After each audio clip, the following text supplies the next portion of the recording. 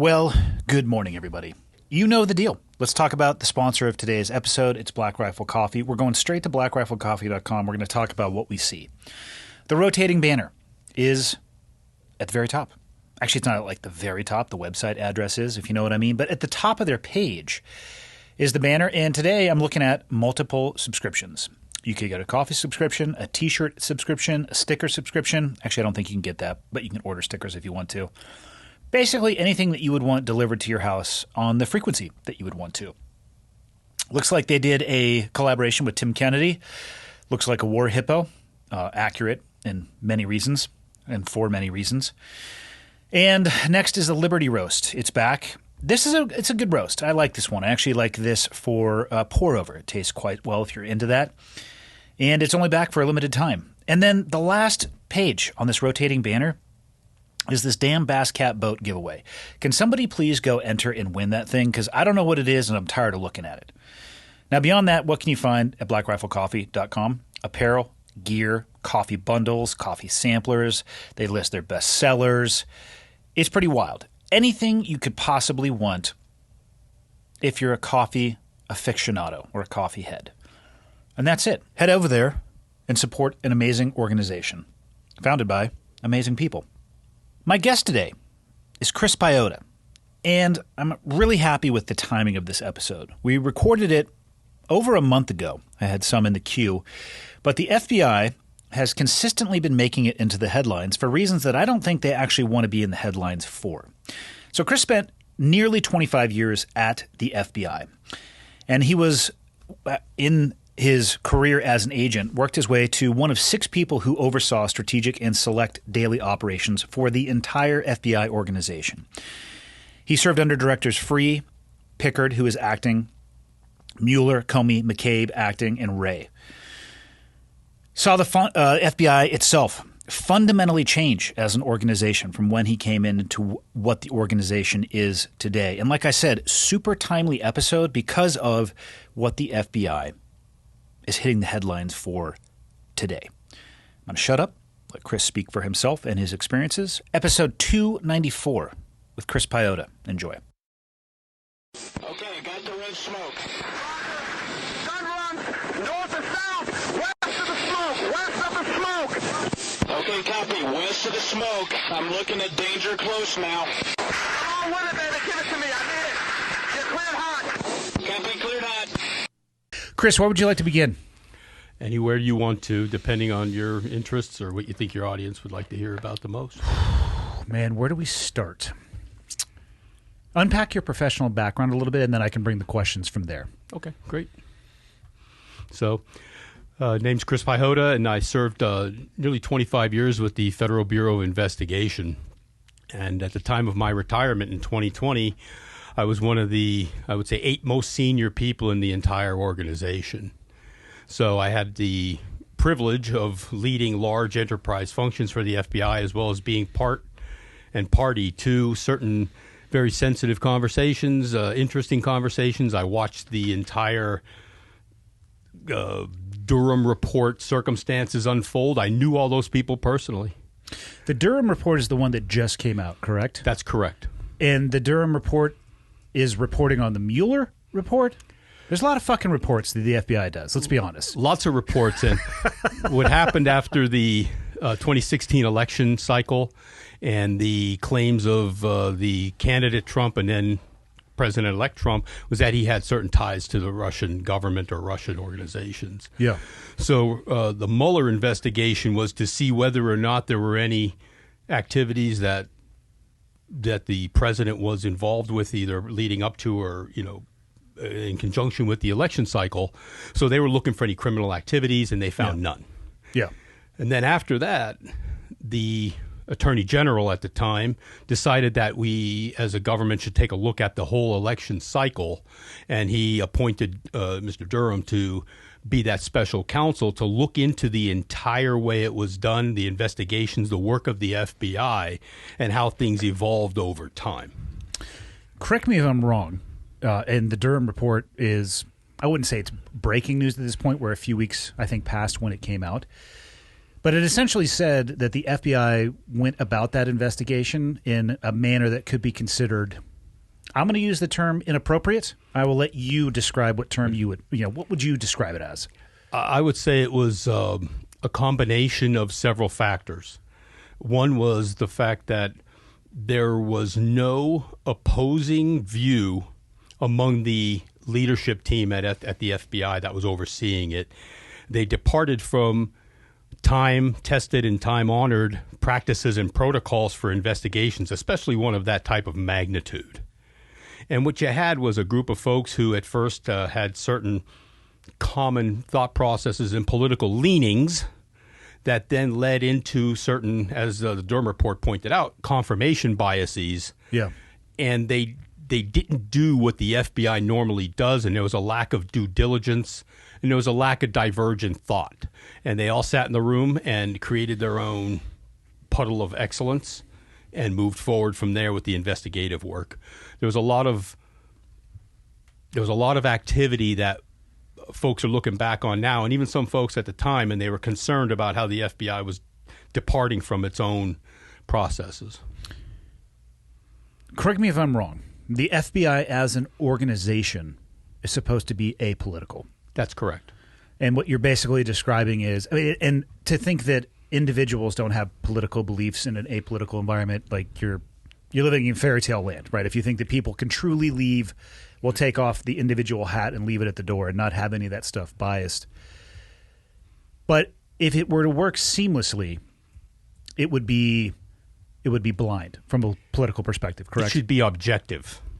That's a better term. Yeah, I don't want the FBI to be blind. Yeah, blindness may not be a good Yeah. trait, but it should be objective. Yeah. It shouldn't lean one way or the other, and it should be based on the processes, protocols, and practices that lead us to investigative outcomes. There should be no issue or leaning toward any one side or another. What happened, in my view, and when I saw and I know these people, is that they lost their emotional professionalism.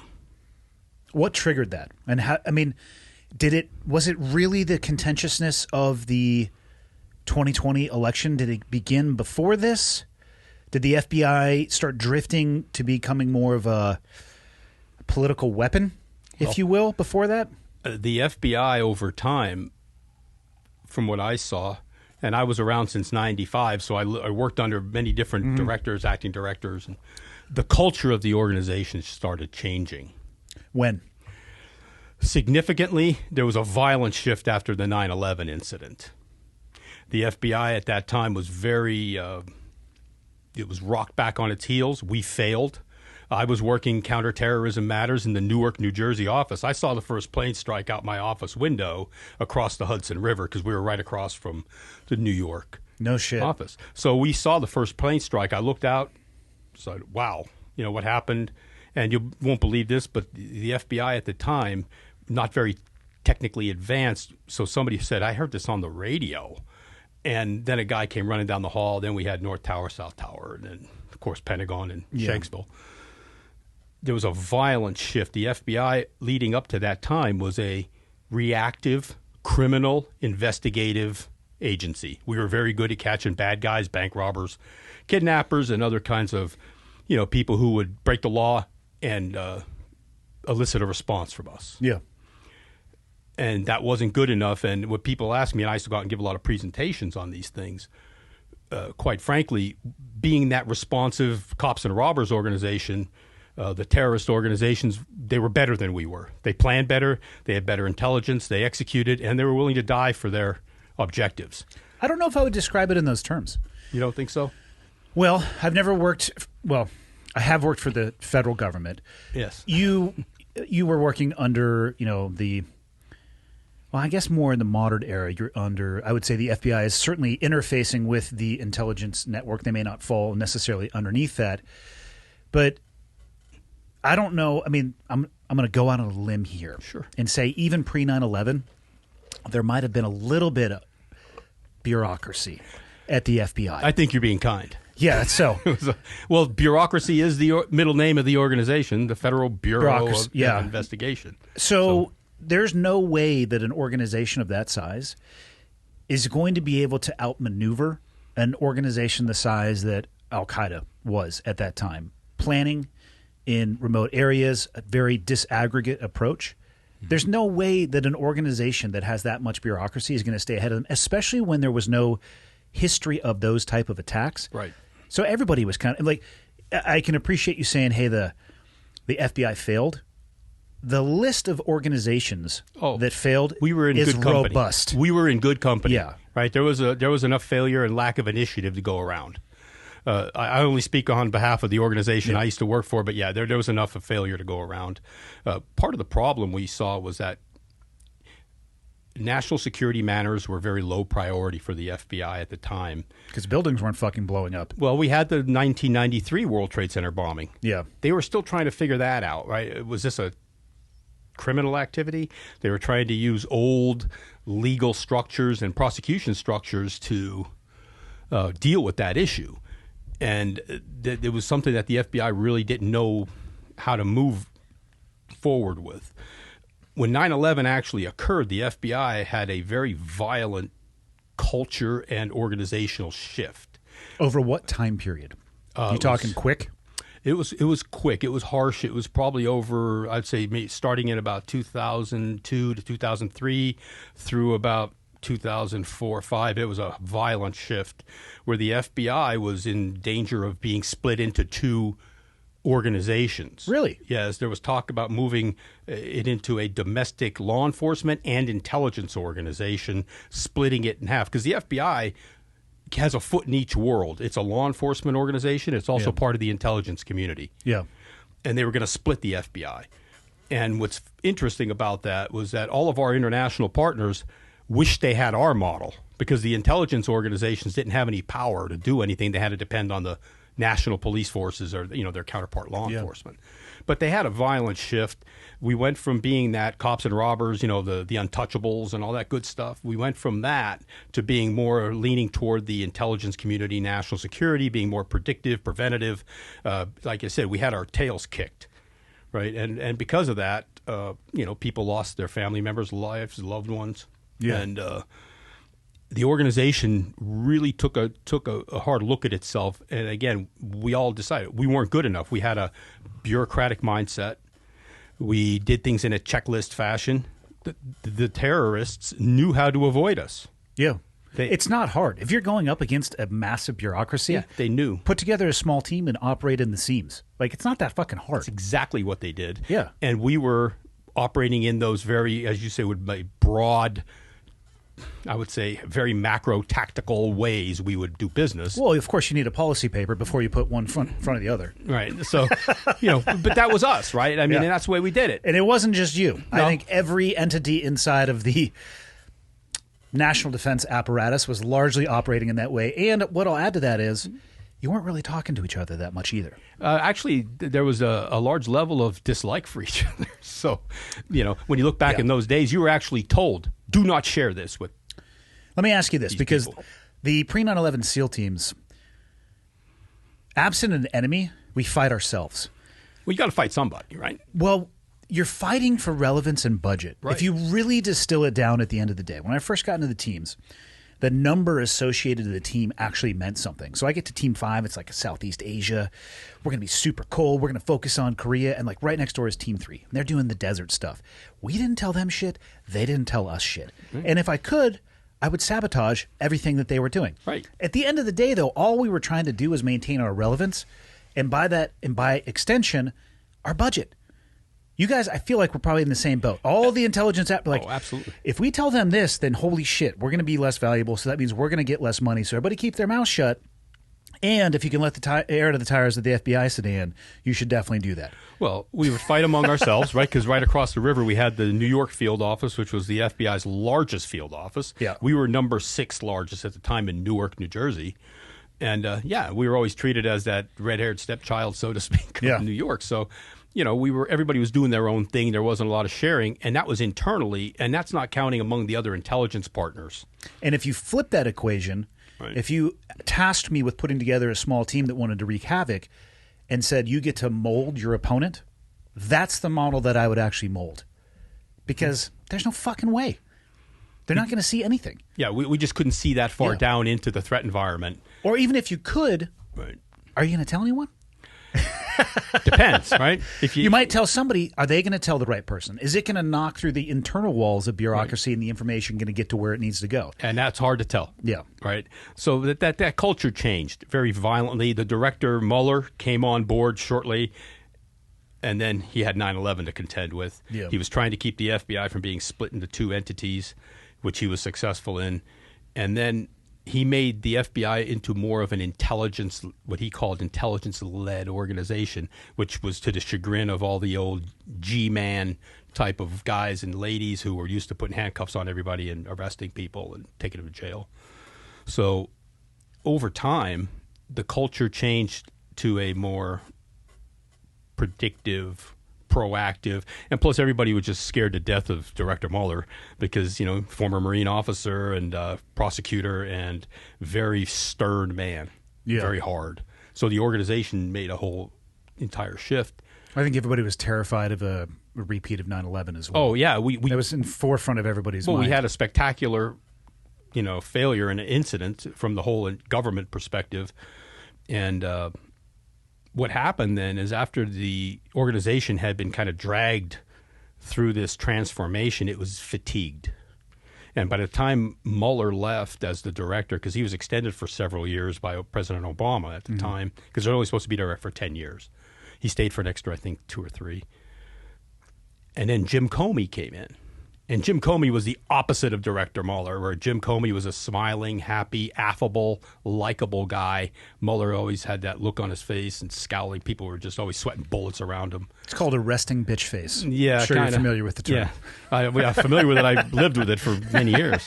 And but Comey came in and he was very relaxed.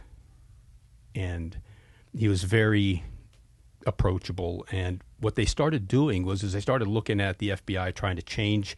Okay, we've been like this since 9/11. We've done well. There have been no further attacks. We were able to interdict many activities. And he started relaxing things, and the organization became a little more at ease, so to speak. Mm-hmm. And then him and some of the other senior leaders decided that the FBI should keep up with the times. So they started sending teams out to Google and Amazon and all these places to see how do these people operate their organizations. They have multi-billion-dollar international organizations, which so is the FBI. Well, what happened that I saw was that there was a change in some of the cultural practices and values that made the FBI special at one time were starting to be deprioritized, if not eliminated altogether. And everything became negotiable inside the organization. People would email the director personally to complain about things. And really? And they introduced climate surveys where... Those are super useful. Oh, yeah, it was awesome. Yeah, they really get shit done. And here's what happened. As soon as they introduced the climate surveys, all the leadership, they tied them to your promotion, of course, capability. Yeah, why not? That sounds like a great idea. And everybody became very timid and scared, and it became more about being liked than being operationally effective. Now, I'm not saying you have to kick people in the teeth all the time, but there are times when you have to, make a few public executions maybe and get people to do what they're supposed to do, and then that would show up in your climate survey. And the organization just started changing, and it became much more, just like Jim Comey. I said he was a good guy, and I liked working for him for the short time that I did. But he was way too out in the public. He was way too out in the public eye. Before him, you rarely ever saw Mueller on TV, ever. Mm-hmm. Comey was out there all the time. And was he trying to get out there? Did he enjoy that spotlight? I think he wanted the FBI to be more visible, which is not our thing, right? We take care of the business, we deliver results, and move on. And that's where, when you talk about the politics and the apolitical side of things, he was drawn into the political circus in D.C., where Mueller and those guys used to stay away from it. And I think that's where things started really shifting for the FBI. Is that we weren't able to effectively navigate the political environment as well as we used to. We succumbed to it. And I was in that meeting the day where he said, either way I'd go, I'm screwed. If he does the Hillary laptop thing and the Hillary server thing and he's going to have half the people mad at him in the Democrat side. If he doesn't do it, half the Republicans they're going to be upset with him. He said either way he goes, he's done. I have a theory on that. Just do your fucking job. Well, and let people be mad at you. Well, that was part of the problem, is that he tried to walk that line. Yeah, and that's not the line of the FBI, though. Exactly, and that's where I think we got into some trouble. We were trying to manage that rather than coming out and saying, "Hey, we conducted an investigation. These are the results. Department of Justice, Attorney General, you do your thing." Yeah, right. I mean, let me ask you this: what's the actual charter of the FBI? You mean the mission of the FBI? Yeah, like what is the founding principles? Why did it come into existence? And let's say in a modern era, like when you have somebody come on board.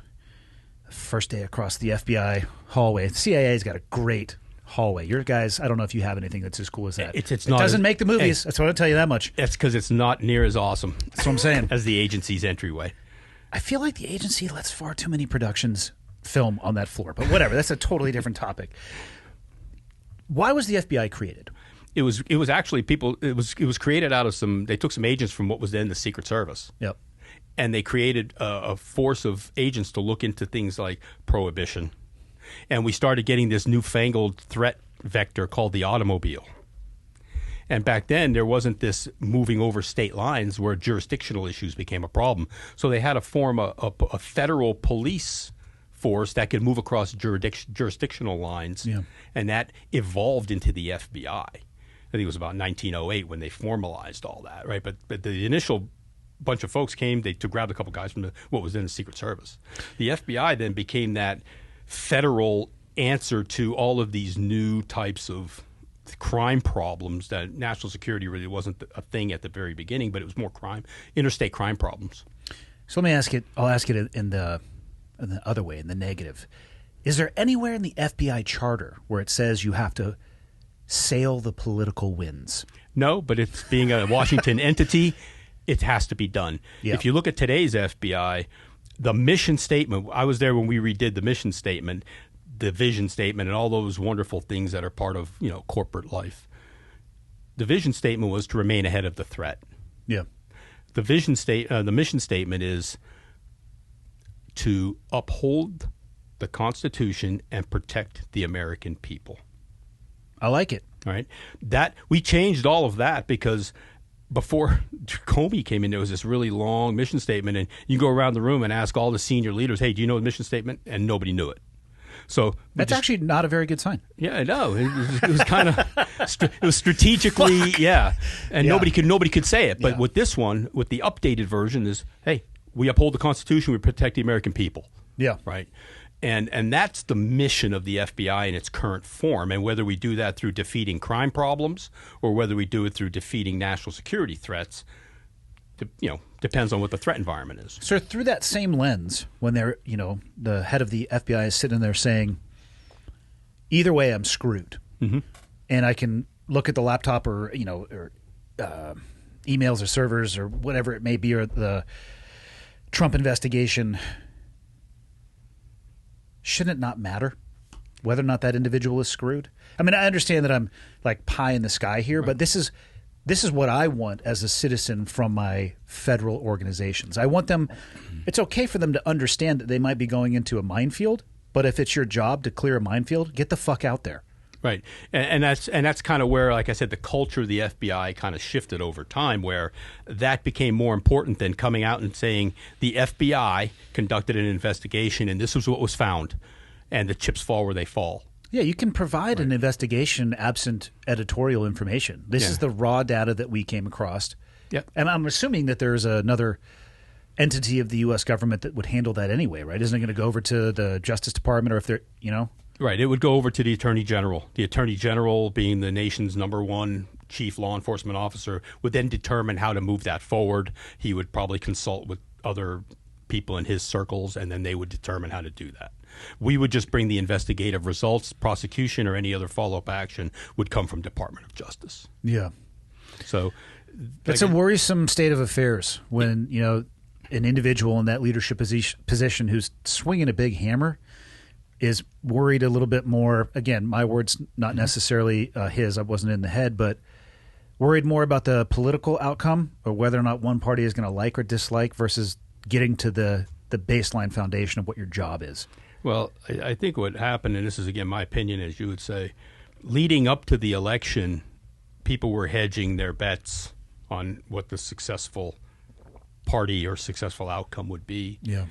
And then when that didn't happen, and we had the other side one where, Trump became president, then the whole thought process has shifted where, okay, we're no longer trying to, as you saw in some of the reports, some people who were working on this investigation actually took it upon themselves to become the protectors of the American people. Yeah. Via their own lens of morality. Exactly.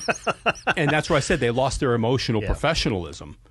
And they became where they were. Now they had their own mission to, as you saw, we're not going to let this happen. And then the investigation departed from certain protocols, and it was run up through the deputy director of the FBI, who's the senior most operational chief. The director's a political appointee. The deputy is a career agent, senior executive service. And that pipeline left no room for dissenting opinions, dissenting thoughts. When you, in your former life, when you would gin up a mission and you had a couple guys say, wait a minute, this doesn't look so good. Let's talk about this. And you say, okay, what am I missing here? That kind of went away in that group, and they all sat around in this conversation, and they all had common political views, common thought processes, and it didn't take long for that, as the Durham Report said, that confirmation bias to set in. And then they were all looking at, like, they just chose not to interview certain people. The Durham Report said, we cannot figure out why they didn't do this, or why did they skip these steps. And I think they were trying to accelerate the investigation. Yeah. They were running on adrenaline, and they ran on a lack of what I consider to be critical thought, and that's where they got in trouble. And there was none of that. There was none of that opposing view in the room, even if somebody was appointed to be that official pain in the ass, right, to sit there. And here's my thing. When I used to work with certain operations, I would say there's a continuum. On one side, you have, I know I'm right. And on the other side, you have, how do I know I'm right? And they never got to the how do I know I'm right. They just stayed over on the side of I know I'm right. Sometimes the simplest answer is the correct one. Why did they choose not to do those things? Because they didn't want to.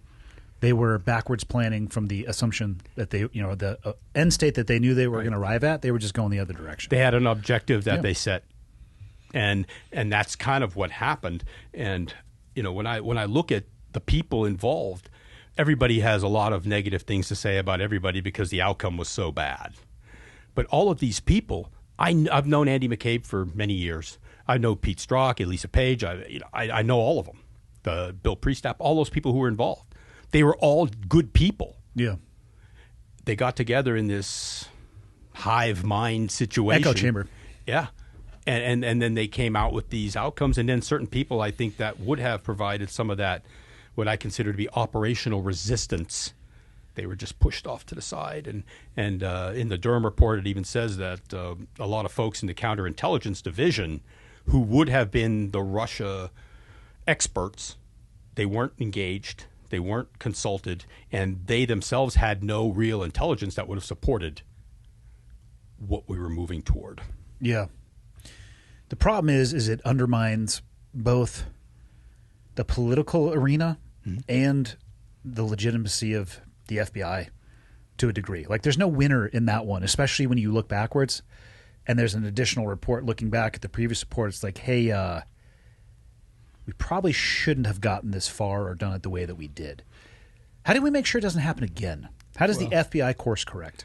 Well, I think you got to go back to, again, leadership environment and culture. The culture of the FBI used to be more self-policing.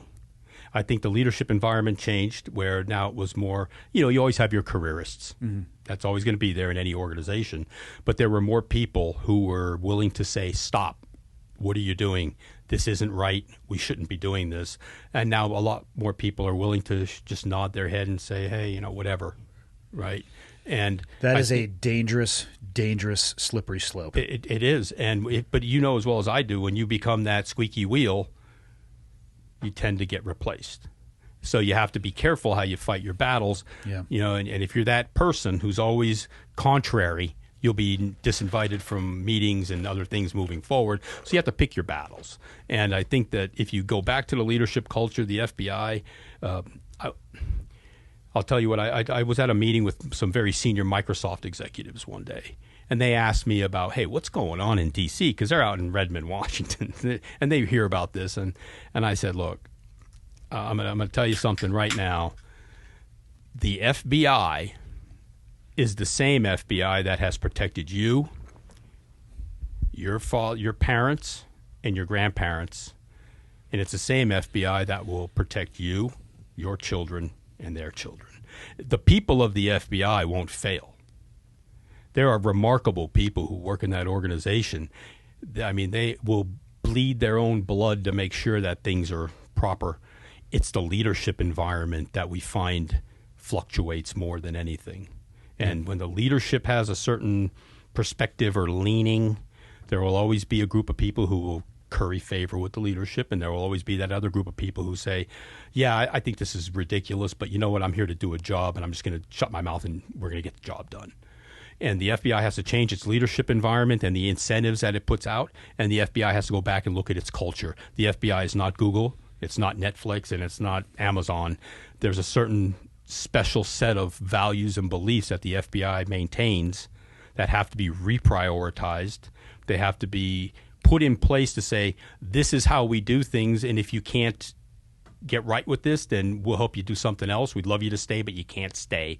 They have to get people back on that track where we're not overly concerned with DEI initiatives and diversity things, which I understand are important parts of an organization's dynamics, but they can't take precedence over the operational mission of the FBI, which is to be exceptional at conducting operations and investigations. And I think that has drifted into now, of course, everybody will say that's not true, but I watched it happen. Yeah. It drifted into a secondary role. It'd be the same in your previous life if you and your teammates all of a sudden started prioritizing other activities besides the tactical skills that you need to do your job. And then you all wonder, like, hey, why did that go well? Well, because none of us can shoot anymore because we were doing all this other stuff. Those two things have to happen first. You have to have a change of culture and leadership, and you have to be able to go back to the FBI being a trustworthy organization, like I told those people at Microsoft. And I told them flat out, don't worry about the FBI. Those people, they'll sacrifice themselves to make sure that things go right. It's the leadership environment that changed over time that created some of these, I would say, distractions. So you've been out since 2020? That's correct. So 3 years away from the machine, if you will. Are you hopeful, or are you seeing things that are making you feel like they are making those changes? As like if you had to call the wind on this one, is it continuing status quo? Is it getting worse, or is it getting better? I think, from what I see as part of the public now, the FBI does itself no favors. They are. They do themselves no favors. Some of the leadership is distracted. They're sleeping at the wheel, and they allow the organization to be repeatedly kicked in the nuts in the public eye. And part of the problem is the FBI used to be that iconic organization that when everything was messed up and you needed a straight answer, they would call the FBI. Hey, get the Bureau in here. But they don't cover this. We don't care. We just want them here because what we had, when I retired, I sat with the FBI director before I left. I used to meet with him every day, but when I left, this is my, final meeting with him. And I told him, I said, look, there are two things, there are two primary currencies that the FBI deals in. One is credibility and the other is competence. I said, our credibility used to be beyond reproach. If the FBI said it was that way, then it was that way because they knew that we were highly credible and there was the honor of the Bureau. And the other was the competence. When we showed up places, people knew that we were either the best at something or we were pretty good. Even if someone else was the best, we were pretty good. So we had those two factors, and that's what gave us our professionalism. And I think that they've squandered some of that. That has to be brought back so the American people can have what they deserve is an impartial, objective, high-performing FBI. And I guarantee you, if they were given the proper leadership environment, the organization would snap to very quickly. It's just been let to atrophy. Yeah. It sucks, too, because we are a heartbeat away from the 2024 election cycle, which I am not a tea reader, but if it's anything like the 2020 election and you want to talk about splitting the country down the middle, neighbors yelling at each other. I mean, I don't know how many videos I have watched of people like putting batteries on the back of like campaign signs so they could zap their neighbor. Or, don't get me wrong, I'm deeply appreciate those videos for their entertainment value. Yes, they are entertaining. It's deeply concerning to me, though, that people have come to the place or went to the place, and I'm afraid they're going to go back where they view their enemy as their neighbor because they have a fucking sign that says something different. Yeah, take your pick, whatever your flavor is, right? Whatever it is, it's like, hey, when shit hits the fan, I wish we could all put all that stuff behind us and rely upon it, but instead it's like, let's just point our guns at each other and forget that we're all Americans here. Yeah, and I'm concerned about that too, and having position. How is that culture going to? How is that environment going to affect the current leadership of the FBI, in your opinion? I think they're still playing the margins. They're still trying to figure out. I don't want the FBI playing the margins, Chris. That's what it looks like. Fuck. But it's what it looks like, and I tell you, I know these guys, and I tell my wife a lot of times, I can hear the meeting, I can hear what they're talking about, I know what they should be doing, but what are they doing? Yeah. And I say that not to be condescending to any of my former colleagues, but it's like when you get into that mode of, again, I talk about continuums. On one end, you resist and justify your position. On the other end, you accept the external perspective and you assess yourself and say, wow, are we really doing it that way? And even if we're not, it looks that way. We better figure this out. And we need to get that trust back from the public. Right now, the the trust is the lowest it's ever been in the FBI. I don't know if you've watched some of the whistleblower proceedings. Now, I didn't know any of those folks, but some of that stuff sounds terrible. It from an outside perspective, who's somebody who I pay enough attention to it to understand at a very broad level what's going on. I try not to do super deep dives on one individual thing because I think you can lose your objectivity. 2, it's an endless rabbit hole of information. 3, the rest of life is still going on around you. Like I could spend all of my time trying to figure out what's going on with the whistleblowers in Washington. I still need to figure out how to make the coffee shop serve coffee. Right. You get dragged down that sewer pipe if you're not careful.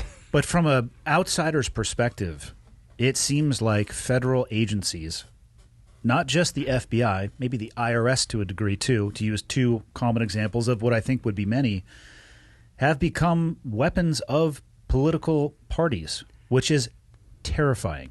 Well, I don't know if the agencies have become weapons any more than they ever could have been, but I do think that somebody's aiming them in a direction that serves a very limited few as opposed to the great many. Yeah, the organizations are not resisting that type of request like they used to. Yeah. Those requests have been around forever, I'm sure. And the leadership was strong enough to stand up and say, we're not going to do that. That's outside of our charter. That's illegal, whatever their justification was. I think the organizations have become more amenable, is what it appears, to doing certain things that have a political tilt than they ever have before. And that's where I think we're running into the danger zone. How do you draw that back to where you have anybody who trusts these organizations ever again to do what they're supposed to do, what we depend on them for, and to behave in a manner that when they show up at my door, I'm actually relieved to see them. I'm not scared to death to see them. Well, that's because you probably would know the person. Anybody else, the rest of us would be like, oh, shit, there's an FBI guy at my house. Michael would pee his pants. Well, I'll tell you what, if the FBI is ever coming for you, make sure you're just not home at 5 o'clock in the morning. That's when they come for everybody. So why do they pick that time? I don't know. It must be some scientific study at some point. Are they reading Jocko's book or something? Up before the enemy. You're at the gym. Fuck. But that tends to be it. So make sure you're not home early if they're coming for you. Right. But that's another thing. I look at what goes on, the culture of the Bureau. The Bureau used to pride itself on being very low-key and very professional on how everything was done. And generally, when they went out and did arrests, unless it was a known violent fugitive that you knew you were going to have a problem with, or it was in a very dangerous environment, the FBI would just pick you up, low-key, couple guys or ladies in suits. Hey, come with us. No problem. Or for a lot of folks, we would just call them, say, hey, look, here's the situation. Would you like to come in tomorrow, or would you like us to come and get you? And they would show up the next day. That's what I'm talking about. That's efficiency. Right. Hey, I actually am at my office now, and I know where you are. Right. So how about you do me a favor by bringing your ass to me? Well, you do yourself a favor, too, because now I don't have to come to your house and embarrass you in front of your family and scare your kids. And I don't have to come to your place of work and embarrass you in front of your colleagues. And, and most people would say, okay. Right? And they would show up with their attorney, and we would do our thing. It seems now that the culture has changed to where every time you see them on TV, they're in bulletproof vests, they're wearing web gear, they have APCs, but they have the MRAPs out, and they all have M4s. And where did that change? I would watch this on TV and say, that was some of the most ham-handed stuff I've ever seen. Why would you go to pick up a 70-year-old man with a bunch of guys in bulletproof vests and M4s? When you could have just called them. Well, hold on a second. Who is this 70-year-old man? Is it John Rambo? Does he have an M60? No, it was not. But like proper escalation of force, Yeah. It's the same thing as interactions with people on the street or avoiding violent confrontations. Right. You can avoid 99.99999% by either controlling yourself, keeping your mouth shut, walking away, running away. Like, it doesn't have to escalate. And if it does, you could talk first, then you could raise your voice. And then if you had to, you know what I mean? You have this continuum of escalation. Well, but that was one of the problems. That was one of the problems I saw when the FBI changed. And when I was a special agent in charge up in Buffalo, New York, I got there the first week I was there. Again, the culture started shifting, right? And I walk in and I have to sign off on all arrest plans. So I'm reading this arrest plan and I said, wait a minute. You're going to do what? And then what they wanted to do was go into City Hall, which was across the street from our office, with raid jackets on and pull somebody out of there for a public corruption issue. You're talking like the sweet FBI ones? The blue, shitty-looking blazer. Yeah, 1960s design. Very retro, though, in the modern era. Yeah, also very uncomfortable and hot. But it's like a trash bag. But it was a Glad trash bag with FBI stenciled on it. But they were going to wear those to go into the building during work hours and create a scene. And I said, well, hang on a second. This is some clerk was taking some money for some things. Yeah. I said, have you told the police commissioner? Well, no. Have you told the mayor? Well, no, we think they're corrupt. All right. You're not doing anything like that. I called the commissioner. I explained to him what was going on, what we were thinking of, and how could he help us if he could. He goes, all right, hold on. He calls the mayor. Mayor says, whatever you need, we'll do for you. Keep it low key. I told them no raid jackets. They're just going to call her up to the office and we'll walk her out from there. And after that, the commissioner was my best partner. Yeah. And the mayor thanked us profusely for not making a scene. But they wanted to go in and make a scene, which I told them is not our way.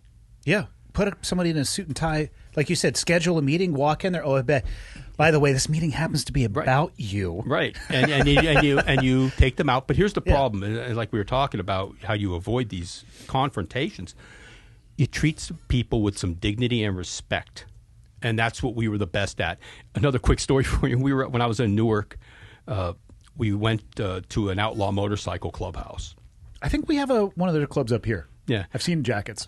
Yeah, these were the outlaws that we were dealing with this time. So our SWAT guys go in first, and they clear the place. So we start bringing all these guys out, and there was a menagerie of guys like usual. You get all the old fat guys, and then you had some 1%ers, and then you had all these other folks. And so we bring them out, and we say, okay, come on. And we give them the quick run, quick frisk and everything. We sat them down on the curb. We started talking to them. And one guy, the older guy, says, oh, no, we knew you was the feds. He goes, because you weren't assholes. You don't treat us bad. And again, that's how we were known, to show up with professionalism. We were courteous. I mean, of course, there was a SWAT team there, but as soon as they cleared the place, they backed out, got in their little SWAT truck and left. Yeah. Right? But that's how we used to do things. And it's changed now, where I'm watching. When they went to the former president's house to do that collection of classified material, yeah, they went there heavy. And I was telling somebody, I don't know what they expected to run into because he has a Secret Service protective detail. When you say they went there heavy, you talking like tack geared up? They look a little more tactical maybe than they could have. It was in Florida, right? House. Yes. I mean, I feel like the appropriate attire for that is cargo shorts, because I'm assuming you guys have shit you need in pockets, and a polo shirt. Well, the FBI is a little more tight-ass than that, so they would have had long... Obviously, these would have been undercover agents. They would have been long cargo pants. Perfect. 5'11s for sure. Yes, sir. Because what says FBI agent more than fucking 5'11 tactical? Casual, tactical casual. But they were rolling in. They were going to roll up on a Secret Service protective detail. What did they expect to find? I mean, it was more of an administrative search at that point anyway, right? It's not like it was a tactical problem. They were literally searching for documentation. Exactly. And they could have went in there with a bit more of a respectful, in my opinion, respectful, lower key fashion than they did.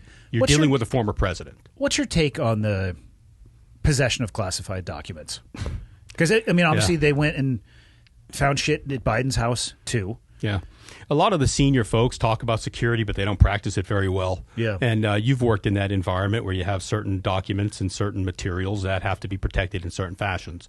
A lot of the folks don't put a lot of weight on that. But I'll tell you this much, though. In their defense, a lot of the very senior government officials have SCIF spaces built into their homes. Yeah. And when they leave office, they come in and they remove the SCIF structure and the SCIF comms equipment. But they don't look around their house and see what boxes of other stuff they have. So I think there's a certain lack of priority on it, and I think they take stuff home to work on it in the evenings and maybe on the weekends. But it's not controlled as well as I would say the rank and file are very protective. The senior folks kind of maybe a little more loose than they should be. Well, there's also varying degrees of sensitivity with the documents, right? It's obviously there's TSSCI, there's White House clearances. Secret. What the hell is the C? Confidential. Yeah. And, I've been read into a few programs in my time. Me too. And if you know the right search term on Google, I could point anybody to any of those programs. None of them are as high speed as possible. None of them netted me at meeting fucking Jason Bourne. You weren't read into the right programs, Andy. Well, I'm telling, there was some pretty high speed shit. Yeah. And then years later, I'm like, I'm gonna fuck around on the internet here just a little bit and search for things that are peripheral to this program. You're like, son of a bitch. There it is. Right? It's right there. It's consumer facing. They just don't know what to look for. Well, again, that's another culture change, right? Yeah. Not just for the Bureau, but for the government itself. During the Cold War, those types of information were very well protected and kept, and much more so than now, I'll say. Yeah. And as the Cold War ended and everybody says, oh, that's old Cold War behavior, we don't and plus there was, after 9/11, there was another shift of sharing became the norm versus not sharing. So you were given information. Interagency or intra-agency. Right. And even between the federal and state authorities. Yeah. So the control over some of those materials and information became much more, I would say, lax isn't a great word, but I would say it wasn't as intense as it once was. Well, the more hands it passes through, the harder it becomes, for sure. Oh, agreed. Here's a good example of when we would run terrorism task forces. And we would bring in state and local partners to run on the task forces with us. Not only did it augment our manpower, they were deputized as federal agents. And then we could use the integration of authorities between us and the locals. And then it also gave their sheriffs and chiefs and commissioners a better view of what the threat environment was in their own AORs. Yeah. Before, they had no idea because they didn't have clearances. Yeah. And once we did that, we brought people in, but we gave them limited access to our systems. Well, of course, that created a whole big storm because everybody said, well, the FBI still isn't sharing completely. So we had to give them more and more and more access. Well, then people could just look in our files, except for certain files that were protected. Public corruption, counterintelligence files were protected. But all the other ones, they could look in the files, and then they could have access to a lot of information that used to be inaccessible to anyone outside of FBI programs. So it was a big shift after 9/11 on how all that was done. Let me ask you this, because the sharing of information brings up an interesting topic for me.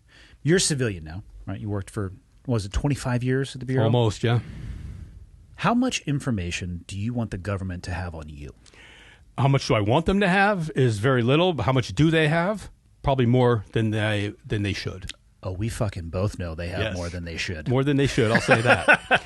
But here's the problem, and this is where, again, the FBI at one point, we lost track of how to manage social norms and social behaviors. Do you remember when we had that, the FBI, I say we, they had that spat with Apple? A bunch of years ago, we went to Apple with a subpoena. We wanted information and access. We wanted them to unlock. Was it a particular phone? There were a couple of instances where we wanted them to unlock phones because I do remember that. And I believe they said no. they did say no. Yeah. Right? Good for them. Okay. You know why? And fuck the FBI and my phone. Stay the fuck out of my phone. But here was Mr. the challenge. Agent. But here was the challenge, right? We had issues where we had incidents, and we didn't know if there were anyone else involved as far as co-conspirators or anybody else who was going to be part of a mass shooting event. Yeah. There was a kidnapping somewhere. A woman was killed right at her doorstep. We couldn't get in her phone. Now, we eventually defeated the security systems and any passwording, but it took us months. Yeah, I think you guys brought in a hacker. We had a lot of different things we tried. A right? professional electronic toolsmith is the Yeah, there were many friends that we Yeah. have out in those communities. Okay, But it wasn't Apple. What I will say is Apple seems like Right. they held their ground. Here's my issue with But they Apple. did. Well, let me finish this Yeah. one thought. And this was us. Yeah. And I gave this I did a presentation at some private dinner one day with a bunch of people from California. But they asked me about this, and I said, well, here was the challenge. We didn't read the room properly, and we didn't have a relationship with Apple like we should have as a one of the bellwether tech companies. We went to them with a subpoena. We did the FBI thing. We stood there with our hands on our hips, handed them a subpoena, did the Joe Friday type of thing. And when they said no, I mean, it was like being throat punched, right? Now, what do you mean no? Well, they have enough money and resources and lawyers that they could stand up and say no. So what did we do is we went back, huddled, and then we went back at them even harder, right? And said, all right, that didn't work the first time. Let's try it again, but the harder. old fullback dive. You're right. And what Apple did, and they were masterful, is that they turned it around very quickly. So now that they were the protector of privacy against government overreach. That is exactly how they spun Okay. it. They murdered us on that one. Okay. And we stood there scratching our heads saying, wait, how did we become the bad guys? We're trying to find out if there were other people involved. Were there going to be more mass shootings? Were there going to be, how do I find this woman's killer at her front door? Yeah. And we became the bad guys. And that's what I'm saying is that we didn't read the room. We didn't look at the social impact of the norms and values of the communities. Should the FBI have a relationship with Apple at all? We have to, right? A long time ago. At what level, though? Well, at what point do we start bumping up against privacy? Right, and here's this is one of the things when I used to have to go sit in front of the Senate committees and the House and the Congress people, and I used to tell them, look, you've charged me with an imperfect balance of security and privacy. Any day, they're out of balance because when there's no incident, I'm trampling all over on everyone's rights. When there's an incident, I didn't do near enough and I didn't exercise our authorities and I couldn't get things done, right? And I told them, you're the same people that'll staple me to the wall. Yeah. And they would sit there and yeah, you're right.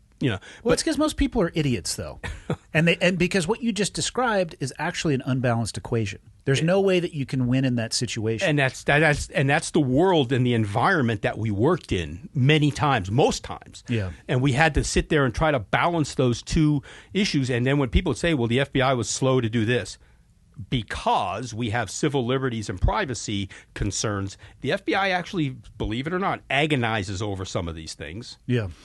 And the FBI, and you talk about relationships with some of the private sector companies. A long time ago, the government used to own all of the data. The government owned all of the access to all of the telecom companies. Mm-hmm.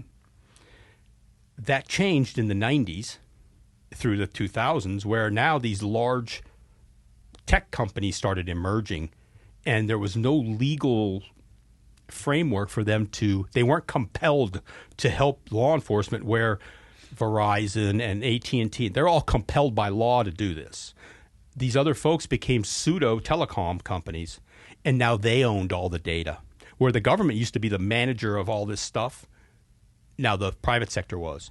So to have a relationship with them to say, look, we, for these reasons, under these laws of our nation, require access to these data sets from time to time, exceptional access based upon legal orders from a court. Mm-hmm. How do we do that together to make sure, again, we protect your privacy as the citizens, we protect the partner in the private sector from being sued, and we also are able to then protect the communities from harm, theft, or compromise?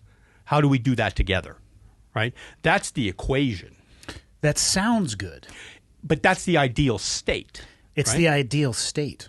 Yes. If only the U.S. government had not been caught many times in the past, let's say as an example, directly tapping into the transcontinental cables that go both from the Atlantic and Pacific Ocean, getting raw data from every telecommunication company, using our allies overseas to collect on U.S. because we can't collect on our own citizens. So you know what we're going to do?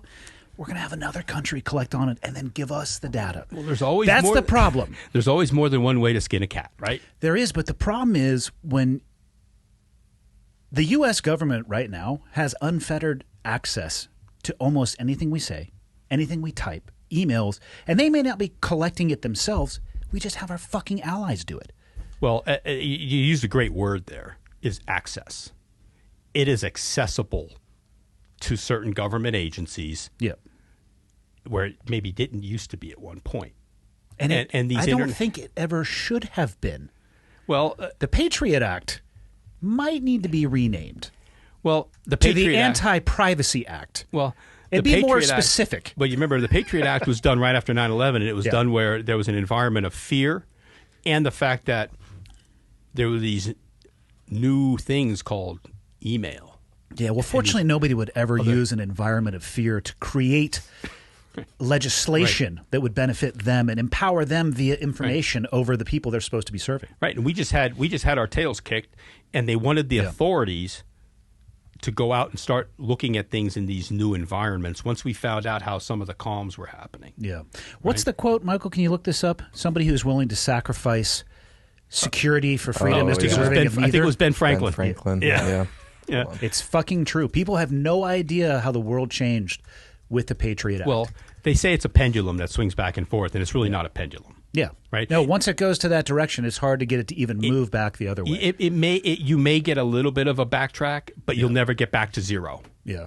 What's the quote, Michael? Those who would give up essential liberty to purchase a little temporary safety deserve neither liberty nor safety. Yeah. That's a very good quote. And it is, but we used to talk about it too, is where security and privacy and civil liberties are inverse functions. As you want more security because you're scared, you will more than likely be asked to give up some of your civil liberties and privacy. Problem is they never come back. Well, the scales never rebalance. Yeah. Because, and I saw this once, and I thought it was a great quote. If you allow the government to break the law during an emergency, there will always be an emergency. Right? Of some sort. That's like a good face tattoo, right on the forehead. And the problem, but Andy, the problem you have is, organizations like the FBI. There are people who are objectors to this. Like they're saying, we can't do this, we shouldn't do this. Yeah, this is, wrong. Right? This is not what we're here for. We're here to protect, not to surveil our own people. But here's the fear from the inside of that community, of the intelligence community, is our adversaries they're pretty smart on some levels. And what they started doing was they started recruiting U.S. citizens. Because they saw that, hey, as I contacted whoever, they ended up having a Predator Hellfire missile in their vicinity. Which these cell phones are deadly. Yeah. I get on a call and fucking everybody I'm talking to vaporizes. Yeah, I sent this email and they're not around anymore, right? So they figure it out real quick because it's self-preservation. Yeah. And then we have to figure out all right, how do we stay ahead of them? They're not dummies. They figure out different ways to get. They were doing expedition. We called it expeditionary cybercoms.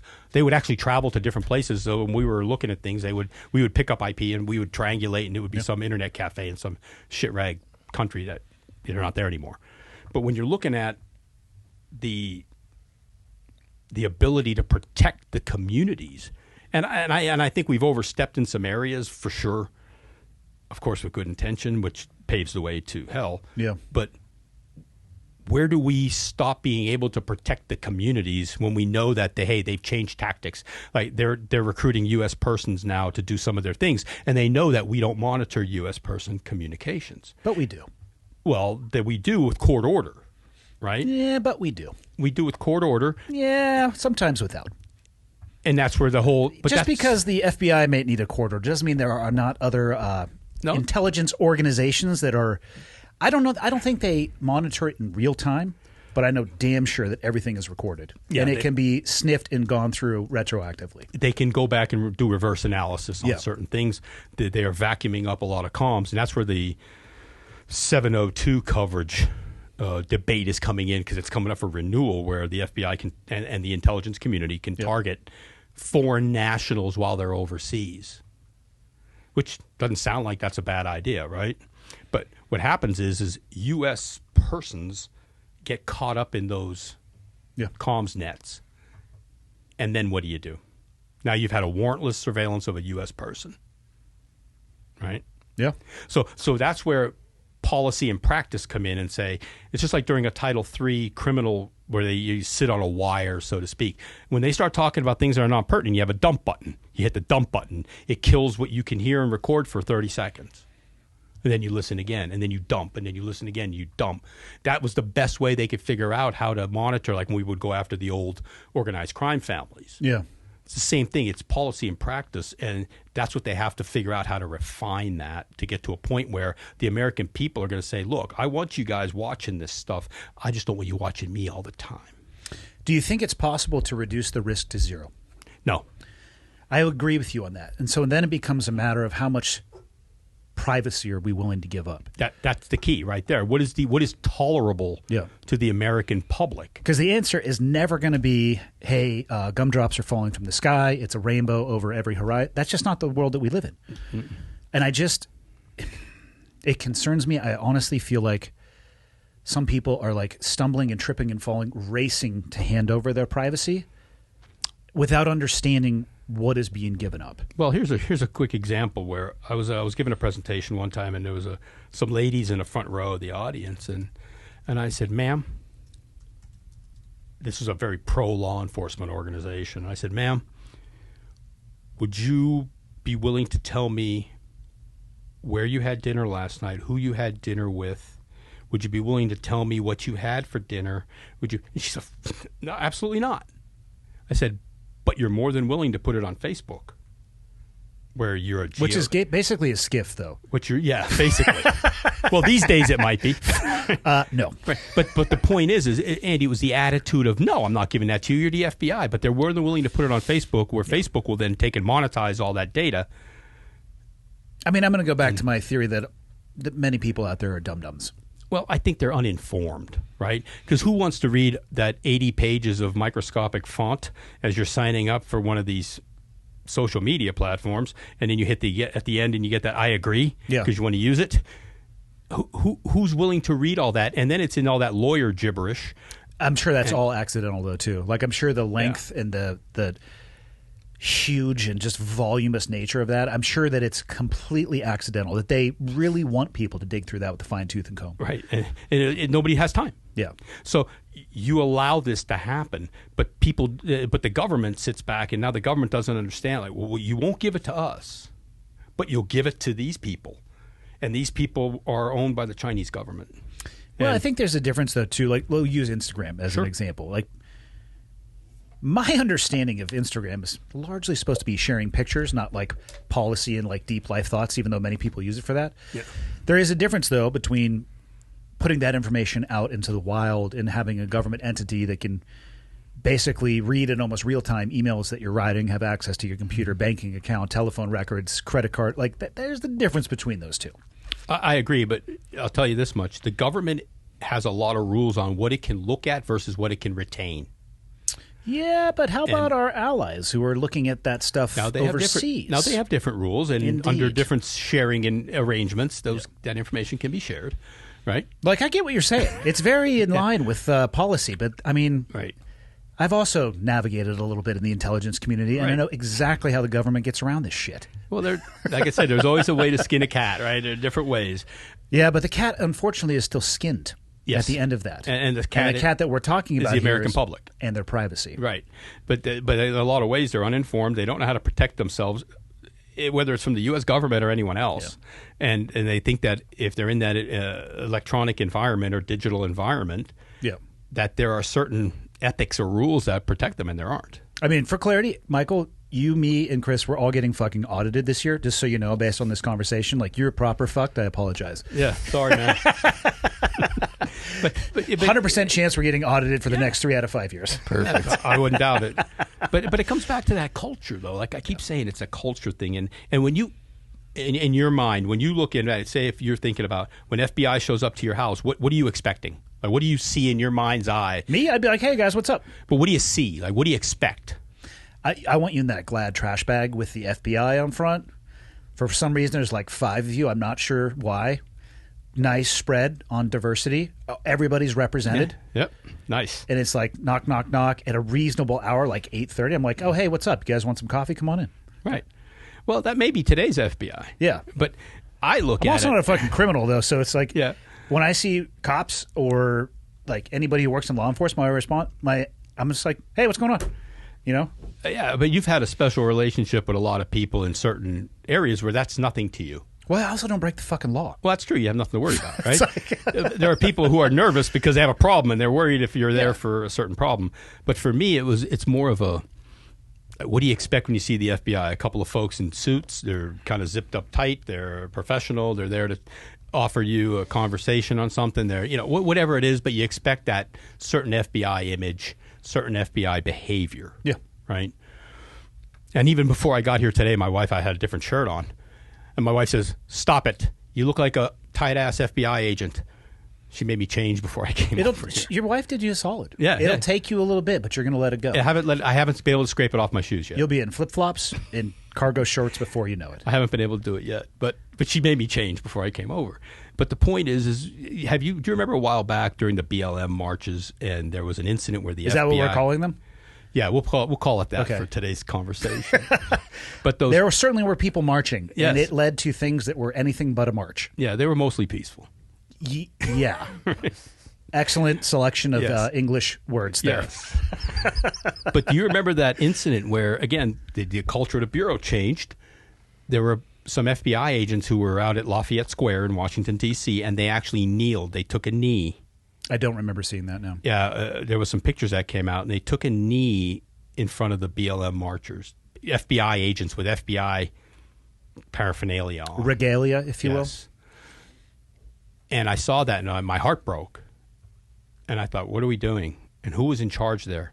And why would the FBI take a knee showing solidarity with that group? As opposed to the leadership, I'll use that term loosely, walking out to them and saying, hey, folks, we're here to make sure you can exercise your constitutional rights in a safe and respectful manner. We're right here, the FBI, if you need anything, and keep moving. The FBI, although, is also comprised of people, and I'm sure, I bet you not all the agents there, in fact, probably did take a knee. The people that chose to do so were probably, they're still human. I would just say it was the majority of them. I have pictures that were just heartbreaking. I don't doubt it, but again, I bet you they were making a decision based from an individual perspective as opposed to an organizational perspective. I'm not saying that's right or wrong, but I suspect that's probably what was happening. But if the organization's culture was such that we don't take a side, we don't take a knee. Yeah. Right? If it literally was as clear cut as that, is like, we're not here to be on the left or right of this, or right or wrong to this. We're here to do our job. That actually separates a lot of the confusion. Right. And I saw a picture of someone from your former organization standing out in front of one of the statues it was a SEAL statue, a gentleman in UDT shorts, and he was wearing UDT shorts. No, the statue was. I was going to say, holy shit! Anybody in the modern era wearing those is ballsy. But no he was pun standing intended. there in front of the he was standing there in front of the statue. You know, he had his operator uniform on, a baseball hat, and the flannel shirt and all that, and an M4. I saw that picture too. I know who you're talking about, and my personal thoughts on that is that's fucking stupid. But that's almost inviting to a degree. It's antagonistic. You're looking for conflict, Correct. but it shows also a different thought process. You're not going to desecrate our statues, right? Maybe a little bit on the extreme side, but same thing, right? And that's what I'm saying is that I want to get back to a time when the FBI was that organization where if they walked up to FBI and they said, hey, you guys with the Bureau? Yeah. Hey, cool. You know, yeah, we're here to make sure that you guys are good to go and everybody's safe and happy and you guys march and do your thing, right? And we've lost that. And that's where I'm kind of disappointed and sad. And you asked me earlier, can we get it back? And I said, yeah, I think we can, because there are many, like I said, extraordinary people who work in the Bureau. I was blessed to work around many of them. And I think that they, if given the proper environment, I'm telling you, I think they would snap it back around. It would be several months and you'd see a difference.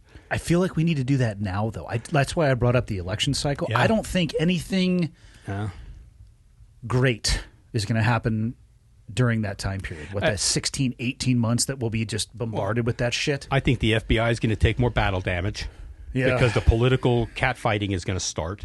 And I think a lot of them are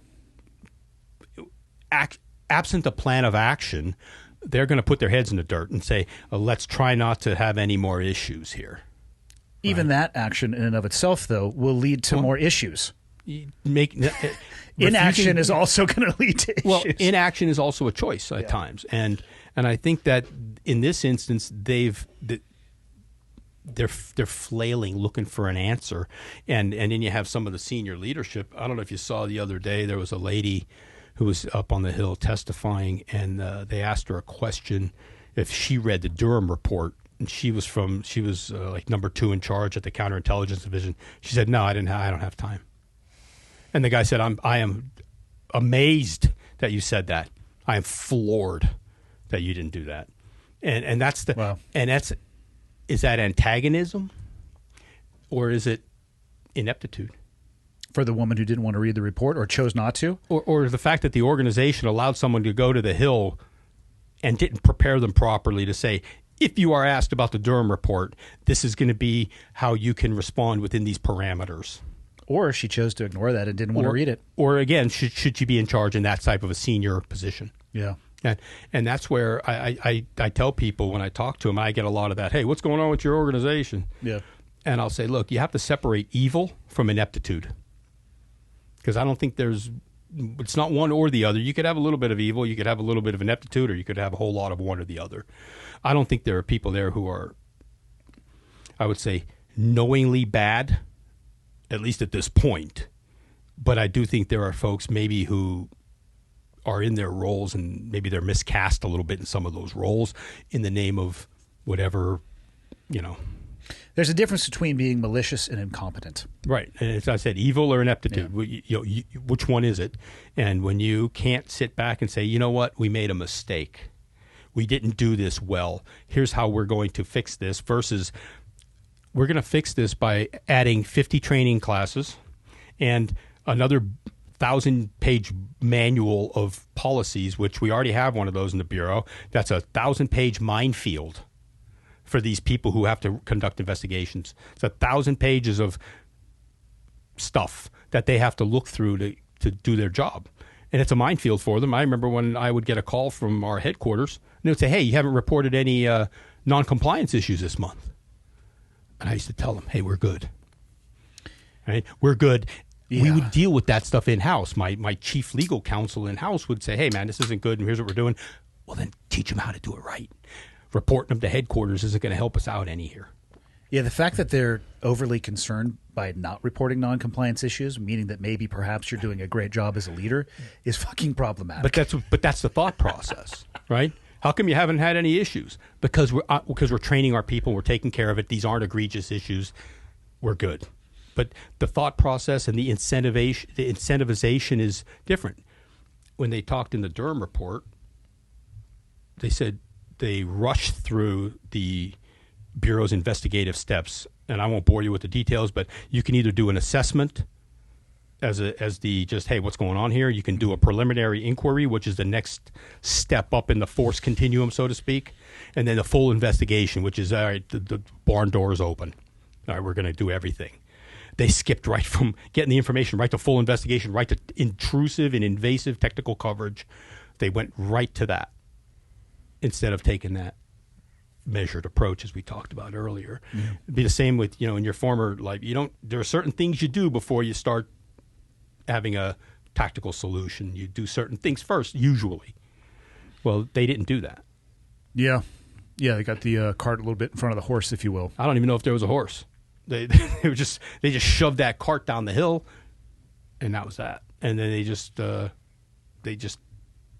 they lacked critical thinking, and they lacked that opposing view. And so, what happened to those people? Pete Strzok was fired. Mm-hmm. Andy McCabe was fired. Jim Comey was fired. Lisa Page, the attorney who was the chief counsel to McCabe, I think she resigned.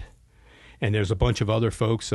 One of our general counsel attorneys was arrested, found guilty of. He actually changed some wording in a communication that changed principally. He changed, holy shit. So he basically changed an intel source? He changed the content of the predication for technical coverage to make it sound a little more. Yeah. Some. Yeah. Well, he got caught. I mean, Yeah. he got caught, and so he was arrested, and he found guilty. They disbarred him and did a bunch of stuff. Although I think he's back practicing law now, which I don't know who hired him. But so all of those consequences, for lack of a better term, what impact would that have on other people in the FBI seeing that happen? Does that correct behavior in and of itself? I think it will correct behavior only in the effect that we don't want to get caught doing any kind of stuff like that. Yeah, we don't want to be those people. Right.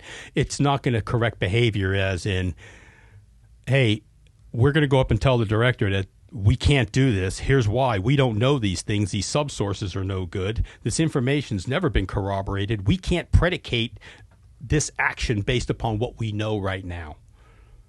That's not going to correct that. I think what you're going to have is a bunch of folks that say, okay, we saw a couple of public executions. Yeah, let's avoid the missteps that they took. Exactly. That's about it. And you know what I mean? That's where when I it doesn't solve the problem. Well, let me tell you, when I first joined the organization, I'm sure this happened to you too when you joined your former organization. A couple of the old timers took us in a room. These guys were worked under Hoover. And they said, okay, all you new guys, have a seat. We're going to tell you how it works. And they proceeded to tell us a bunch of, we were knuckleheads, and they said, look, here's how it works. You don't ever mess with the uncle's money, Uncle Sam's money. You watch what you do with your car. You be careful with boyfriends and girlfriends in the office. The SAC, the special agent in charge, is the only guy who speaks to the media. If you think you have something to say, think again and shut your mouth. Right? And they said, these are like the rules I have for Michael. Right. And they're good rules, right? Don't mess with the boss's money, right? And here's the last rule that they told us, and this one supersedes all rules. They said, no matter what you're doing, no matter where you are, or who you're with, never ever embarrass the FBI. Yeah, that was it. They said, any questions? Of course, we were all sitting there shell shocked. No, we don't have any questions at all. But the fact is those rules served me well over my years with the organization. And you've seen a bunch of silliness where I'm sure you've seen the FBI agent doing backflips in the bar, loses his firearm from his lack of retention holster in the back of his pants. First off, the 6 o'clock carry is super tactical. It's great for when you're sitting down in like a restaurant or driving a vehicle. It's at least a sub 15-second draw to get that fucker out. Yeah, awesome. What was that guy doing? What the fuck? I don't know what his thought process was when he did the flip, but the flip was actually, he did a pretty good job on the flip. I'm not going to, fuck yes. Oh, we gonna, okay. All right. Yes. All right. Gun accidentally fires. Well, there's a lot of accidental things that happened. All right, watch this. And this is some bad tradecraft here. God. All right, here you go. Hold on, though. Those moves are legit. What? Boom. Loses his gun. Picks there, and there's the AD. Right? Who the fuck carries a gun? And then he puts his hands up and tells everybody it's okay. Yeah. So hold on. When did he AD it? You actually almost All right. can't even see it. All right, watch when he goes to Yep. pick the gun up. He picks it up. There it is, right there. He picks the gun up by sticking his hand in the trigger guard, sticking his finger in the trigger guard. I mean, that is one way to pick up a gun. And you saw that it is also an effective way to shoot somebody in the crowd. All right. So Is that he was terminated, by the way. is that particular? I mean, look at his moves though. He's got just limber joints. Yeah, yeah. Backflip. Do they teach that to you guys at the academy? The backflip like that? No, you know what? That might be new. I didn't Yeah. learn that in any defensive tactics class or anything, or at the range. At what point in time in this do you think, like, is it right here when he felt the pistol right come out? there. No. Does he realize his career's over at that point? Like, at what point in time in that? I think he tried to recover by doing a quick pickup. Yeah. Until he shot the guy in the crowd. Then you've got to be like, I'm basically on an egg timer until I'm out of here. Yeah, his shelf life was very short after that. But the fact is when did you ever hear of FBI agents doing that type of stuff? It just didn't happen. And if it did, they covered it up really well. Yeah. They recovered, right? In my fantasy world, that shit's been happening forever. Maybe not to be honest with you, the most disturbing thing in that video to me still is the 6 o'clock carry. Yeah, What I don't the get it. fuck? I don't get it. I mean, not for nightclub use. I mean, and doing Not for backflips any type of use. But what my thing was when I saw that, and I thought, well, that could have all been resolved by two things. One, not being there. Two, Yeah. how about a retention holster? Yeah, or, look at where you're going to be going. Like, and I say this as somebody who carries often and almost anywhere. There are times and places where I choose not to because I know Right. the environment I'm going into or what I'm going to be choosing to do in that environment, which by that I mean generally drinking. But like backflips? I don't do backflips. Michael does judo, and he tries to make me do front flips over the top of him, and I barely, like, my body, I feel like I'm like a glass vase. And when it's just like, so if I shorted that, nothing would ever be put back together again. Yeah, I mean, I carry all the time too, right? And Yeah. and I'm the same way. Where there's just times I just don't take a weapon in certain environments because it's just not. It's not It's not responsible. productive. Yeah, to it's do that. not responsible. I mean, And there's that was one thing they always told us too. The old guys, be careful with your gun. Don't show people your gun. Your gun is not. Oh, that's a generally good principle. Yeah. I mean, then they taught us this. But here's the problem I saw, Andy, is while they took that, they took that upon themselves. Nobody told them to do that. There's a bunch of older guys that just came in and said, okay, dummies, come over this way. Mm-hmm. That went away. So you didn't have these older guys anymore telling you how things worked. And what you had was younger folks. And during the post 9/11 time, like I said, the culture changed. The director Mahler at the time, he deprioritized the hiring of former law enforcement and military. And he wanted more What was the reasoning behind that? because he wanted more people that were cyber savvy, and he wanted more people with political science degrees and other types of more intellectual things. And they changed the prioritization of hiring across the bureau. So then you've got a bunch of folks who, and I don't know about you, but generally people who are very cyber savvy are not very people savvy. It's rare to find somebody that spans both worlds. Right, it's hard. They're the exception. Yeah. And then all the folks with political science degrees, okay. They do their thing, but they don't have command presence. They're not going to go out and take charge of a scene. They're not going to show up as a younger agent with a bunch of old gray-haired cops and hold your own, right? When they deprioritized those hiring practices, we lost the ability to show up and have that command presence. We lost the ability to show up and measure up. Where everybody would always say, where's the FBI? And there'd be like two very young people right here. And I'm not saying young folks aren't capable, but people, again, you have that impression of what is the FBI going to look like. Because I know we were going out to a bomb threat one time, and two of us were going to go, and the squad supervisor says, wait a minute, you guys are going? Sir. Take such and get see if such and so can go with you. And he was an older dude with gray hair, and he made him come with us, which I was glad because we didn't know what the hell to do. And we're losing. We've lost that. Where now the folks who are there, they're not taking anybody aside and telling them how things work. They're just not doing it. And you have a training agent, and that's just somebody who tells you how to do paperwork. There might be a group of people pulling people aside and telling them how it works, but I'd be worried about what they're telling them. Yeah, not for the better. Well, who knows what the content of that brief may be. Yeah. It may be all based in things that actually at the end of the day are going to, in the long term, erode the effectiveness of the FBI. My experience getting my first team was, I'm going to say it's less structured than perhaps what happened to you. We definitely had a talking to, and then were hazed profusely, which I look back on and I understand the intent of why they did it. And actually, if they had not done that, if I had been left out of that, I would have felt like I had done something wrong or wasn't accepted as part of the organization. But we certainly, one thing that you said, it was the last bullet point, under no circumstances will you fucking embarrass the SEAL community, which I'm going to be very clear with. About 6 weeks later, I did. But that's just because I'm an idiot. But yeah, it was kind of the same thing. And it was the older guys, the ones that were just beyond reproach because they just exuded that confidence, the experience. They were just fucking walking legends. Yeah. And you had those people who built the reputation, and you had the people who then lived off the reputation, right? And these guys were the ones who built it. Yeah. And they didn't want to see us as a bunch of new guys come in and pretty much walk all over it and not do the organization any credit. And the Bureau, like the SEAL teams, it's a special community. It's a small community. The Bureau, a lot of people think the Bureau is some national police force. I mean, right now, I think they have between 10 and 11,000 agents. That's it. NYPD has 30,000 police officers just in the 5 boroughs. There's a couple agents up here, I think. I think there's one of the remote offices. Like onesie twosies, though. They do. I think they have an office in Billing. There's a lot of meth out there. Yeah. That's how you spell Billings, M-E-T-H. Yeah. Well, it's everywhere in the Midwest, and it's a big problem in a lot of. I think it's kind of everywhere. Yeah, especially in the rural areas, it's really big. Yeah. It was one of the problems that we were looking at before I left. But yeah, but that's leaving, Andy, and there's nobody there to restore that culture. I read an article one time, and it was a great article where it said our Army is breaking. And it said there are no more sergeants.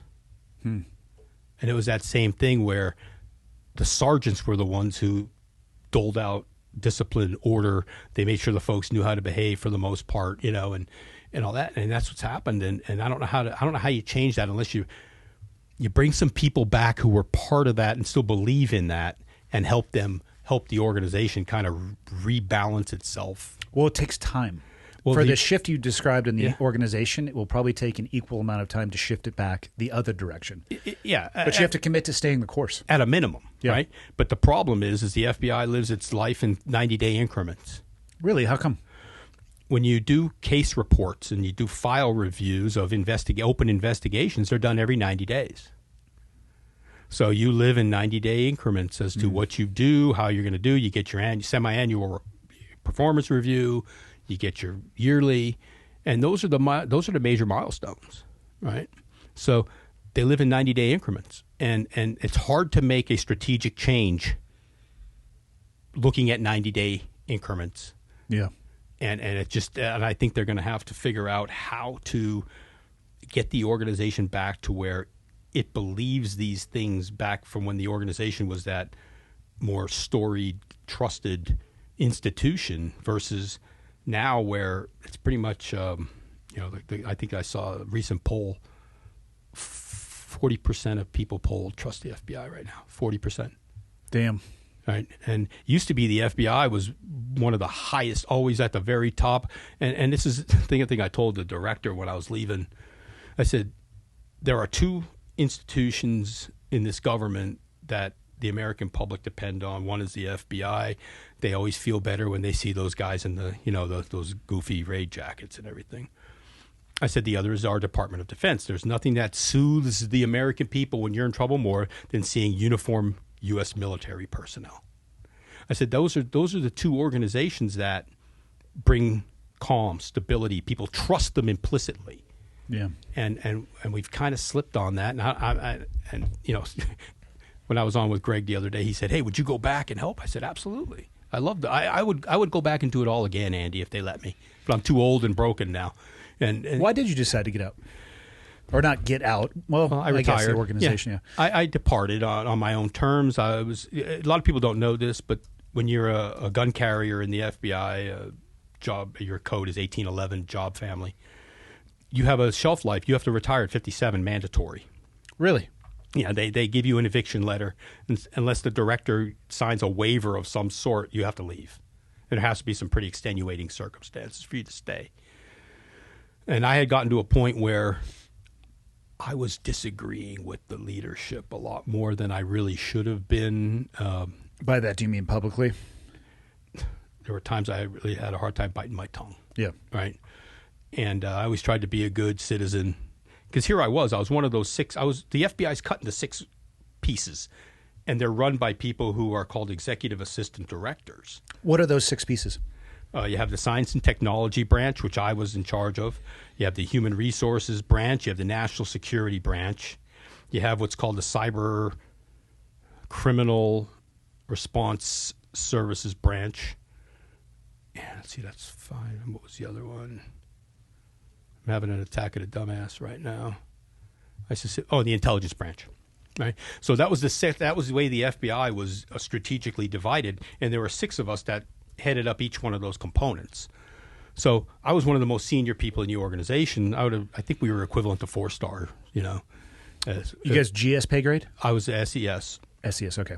And we were the guys who ran the bureau effectively. Mm-hmm. And I found myself a lot of times I'm standing on the outside of things. I'm looking at them saying, "What are we doing here? Why are we doing that?" And then I felt maybe it's time for me to go. If I can't realign myself properly to support the organization, the leadership on which way they're going, maybe I should step away. And that's where I made that decision, and when I left in January of 2020, right before the whole COVID mess. So that's why I left. I just felt like I wasn't lined up with the way that the senior leadership between the director and the deputy and the associate deputy, they were taking the organization in a certain direction. I found myself kind of stepping on the outside of that a little bit more than I was comfortable with. What led you to the FBI in the first place? Real quick story. I was in the Air Force for 6 years, not the real military, according to a lot of we're not folks. going to hold it against you while you're here. But I substituted the Air Force for college, so I had to learn something that was transferable to the. I wasn't ever going to make it a career.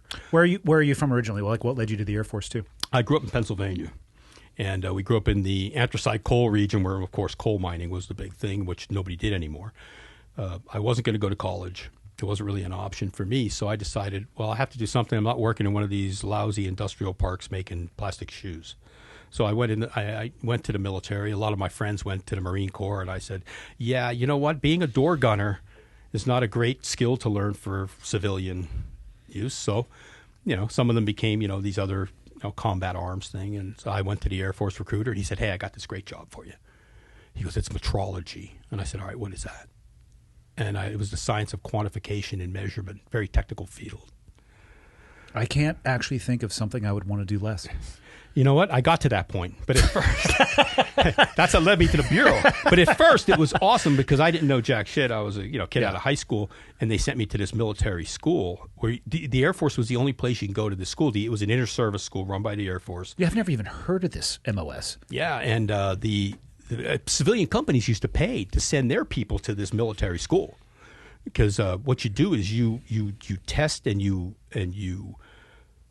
validate quantities and accuracy and measurement, and you look at precision of certain measurements. Like when I was what happened, I spent my 6 years, I got out, I worked at the Kennedy Space Center in the Space Shuttle program. While you were in the Air Force? No, after I got out, after I separated. I worked down at Kennedy Space Center. The Space Shuttle program had kind of reached its peak. Yeah. And it was on its way down, but I got there, when I got there. But every time it took off, we were scared shitless because we were afraid we were going to have another space shuttle incident. Yeah. And every time it landed, it would re-enter the atmosphere and you'd hear 2 sonic explosions. And we would stand on the roof and look and watch it come. And they say it flew. It didn't fly. It fell from the sky in a controlled manner. It was like playing Frisbee with a manhole cover.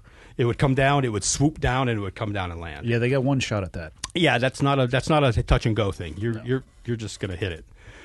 But at the end of those, as I was coming up on that 5 year, I told my wife, my wife is just phenomenal. She's been a super partner and everything. I got to give her credit because she's put up with all of my BS over the years.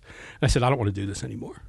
I said, like you said, I would rather hang myself than continue to do this type of work, even though it was awesome because I was doing helium leak rate analysis, platinum resistance thermometry. I was doing microwave power, optical power, all this awesome stuff, right? And I would rather shoot myself than do it anymore. So I said, I want to go back in the military. My wife gives me the stink eye at first, and then she says, okay. So I'm going to officer candidate school for the Army National Guard, and I was accepted to go to helicopter pilot school.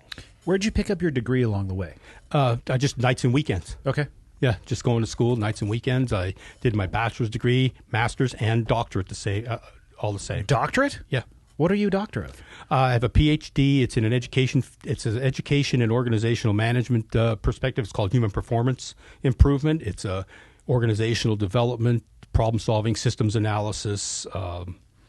It helps you intervene into organizational problems and provide solutions. Took me a long time to get my doctorate. Good. It's in sarcasm. Yeah. So Michael can tell you about it. He's very proficient. Well, I've seen your show, so I've seen your past performance. It's very impressive. Yeah, I'm not a doctor of shit. But I got my bachelor's degree when I worked at Kennedy Space Center, and I was like, I got to get out of here. And where it brings me into, I'm going to the Florida National Guard officer candidate school. They gave me this thing I can go and be a helicopter pilot, which I thought, Which would have been pretty sweet. yeah, awesome. But I had applied to the FBI previously. They were on a 3-year hiring freeze at the time. So I'm working at the Kennedy Space Center. I'm going to this officer candidate school, and I get a call on a Monday. Hi, this is such and so from the Tampa field office, which is where I processed in. Are you still interested? And I said, well, yes, I am. And they said, great. Can you be here this Sunday? And I said, yes, I can. So I quit my job on Wednesday, drove to Quantico, Virginia on Saturday, and started the FBI Academy on the 9th of July, 1995. Damn. Because What got you to apply to the FBI in the first place? 'Cause Well, it sounds like the path you were on wasn't really kind of in the law enforcement realm. no, I also applied to other law enforcement entities as well. I told my wife I wouldn't mind working for state police, Okay, or something along those lines. The military thing, I like the military, and the bureau came back just happenstance and said, "Hey, are you interested?" And then I actually got my formal acceptance letter 3 weeks later. I was already at the bureau for 3 weeks, but I went to Quantico. Did the agent training thing, which is, I tell people, they always ask how hard it was. And I said, it's kind of like community college with mandatory gym class and firearms. I saw Right. Point Break. You guys are rolling around out there in the rain, chewing gum. 100% Utah. Yeah. Just blasting away paper targets with shotguns that are just like vaporizing them, which I Yeah. wish happened in real life. Yeah. I'd like to get some of those rounds at some point. Did you ever pick up bricks off the bottom of a pool while you were blindfolded? No. Michael, you don't even know what the fuck I'm talking about, do you? Mm-hmm. What? Was it Point Break, you said? Yeah, it was. Yeah. Can you believe that shit? They don't even understand. Like, if I were to say to him, give me 2 Utah, he wouldn't even know what the Yeah, fuck but you I'm know talking. what, though? They just did a remake, didn't they? If I had to describe that remake in technical terms, it would be a baby diaper that's full of shit that is on fire. So it wasn't good. I haven't seen it. First off, I've never been an actor, so I have no ability to rate acting, and it was horrible. It was fucking horrible. Yeah. Some of those classics are better left alone. They are. Yeah. But that's how I came to the FBI, is that I was looking to get back into one of the service type of oriented careers, Yeah. honorable type of thing, the just cause, and military law enforcement. I never went to the fire department side. I stayed with military law enforcement. Bureau called first. I was able to move through the process. At the time, the Bureau was having like almost a 94% attrition rate.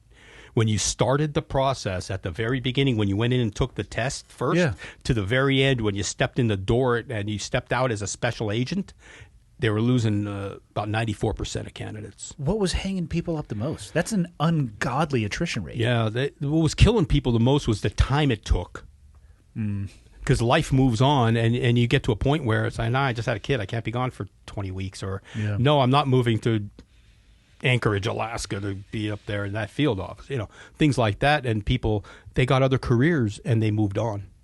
And people always ask me, what kind of college degree should I get to get in the Bureau? And I said, the best kind of college degree to get is one you are interested in.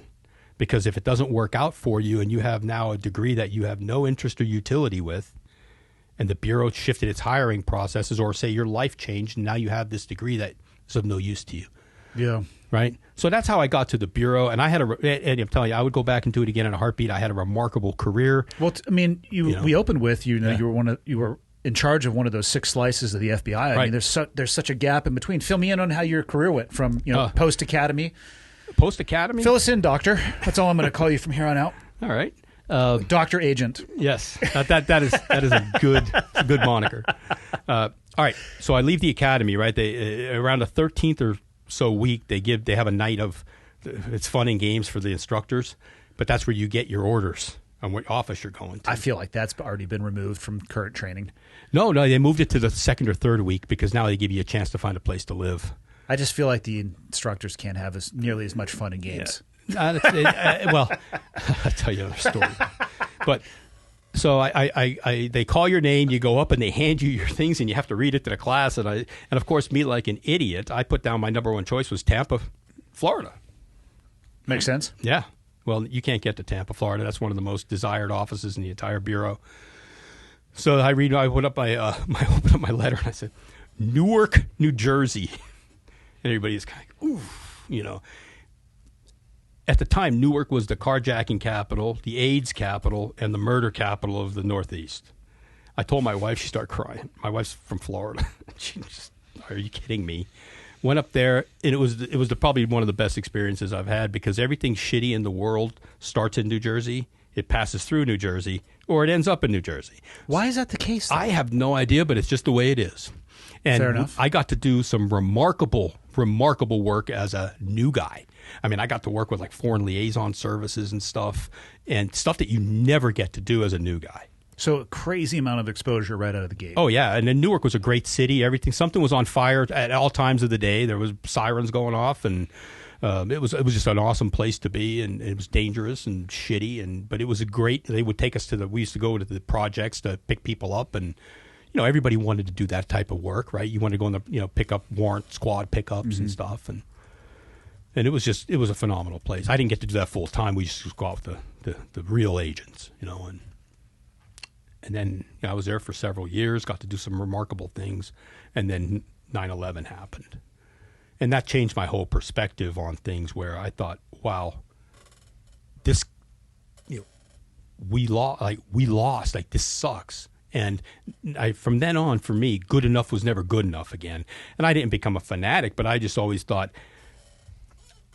I freely took this oath to help protect people, and we're not good enough. We can't do it. Not the way we were. So I went to headquarters shortly after 9/11, did some program management work, picked up an intelligence chief program that we were building them after 9/11 because everybody says you guys can't share information, and they were right. We were exceptional at gathering information, but we couldn't share it. We couldn't exploit it either. We didn't know how to exploit our own data. So I went off from that assignment. I went to the Washington field office, FBI's second largest field office after New York. D.C., I'm assuming, right? Yes, Not state. I'm sorry. Yes, Yeah. Washington, D.C. And I went to this program that was a counterintelligence program. One of the best jobs I had in the Bureau. We were doing some serious, like, dark side, secret squirrel stuff with the guys at Fort Meade. Covert operation, Oh, yeah. everything, and phenomenal. And then I said, oh, man, this is the real FBI here. This is not this nonsense I was doing before. Great job. And then I got promoted into an assistant special agent in charge position. I was the head of security for the office then, and I was the landlord at one of our other buildings and made sure everything was okay. And then I became the deputy for operations at the Terrorist Screening Center. Terrorist Screening Center is a really unique place in the Bureau. It's an interagency function that puts out the terrorist watch lists. The no-fly list, the watch list, and all that type of stuff, all the screening at the borders, maritime, everything else. So I was the deputy for operations there. I worked for a man he's one of the most intense guys I've ever worked for, but I learned a lot from him and we did 24-hour terrorist screening around the world. Interdiction, we used to work with DOD and a bunch of other folks, let people, hey, this guy's here, this guy's here. We used to facilitate certain movements for certain outcomes and things like that. It was awesome. And that's when I entered the senior executive service. And then I went to Buffalo as a special agent in charge of that office. So I was 98% autonomous. I was the senior FBI guy in all of Western New York. Another fantastic tour of duty. I was in charge of all of the criminal investigative and national security operations. I was the politician, the head investigative person, everything. It was just remarkable. So I get a call one day from Sean Joyce, and he was the deputy director at the time, former HRT guy. I don't know if you've ever run across him at any point. And I knew Sean for a long time, and he calls me up and he goes, "Hey, Chris." Yes. What can I do for you, Sean? He goes, "Pack your shit." And what I found was the former director of the Terror Screening Center had retired. So they brought me back as the full-time director of the Terror Screening Center for the whole U.S. government. Remarkable operation, working with all the intel law enforcement folks, 24-hour, again, interdiction coverage, screening at the borders. I was the single adjudicating authority for the no-fly list for the country. If I were to give you the name of one of my friends that I want to fuck with, do you think you could get his name on that list still? Not anymore. I used to. I could have. Do you know the right person? His name is Mike Glover. Glover? Well, he is a domestic terrorist, and I don't want him to be able to fly. I will say Mike's name might already be on that. From what I've seen on other shows, Mike may already be on that list. Fuck. But that what volume of information were you guys processing on the daily there? At that time, probably about 10 terabytes a day. Holy shit. Per day. That wasn't what we held. That's what we churned. Yeah. Right? And I remember having to go up and sit with people up at the congressional members because they didn't understand it at the time. And I had to explain to Tulsi Gabbard one day about one of her constituents. Guy tried to fly out of Hawaii to Kadena Air Base. He's married to a military person. And I told her, we never confirmed or denied certain things because of, But I had to explain to her why he was left there. And she said, okay, I get it. I had to do the same with Chuck Schumer and other people. They just didn't understand. I had a room full of them one time, a whole room full of them. And it was an informal thing, which that varies. But they asked me, do you track people who are members of the NRA?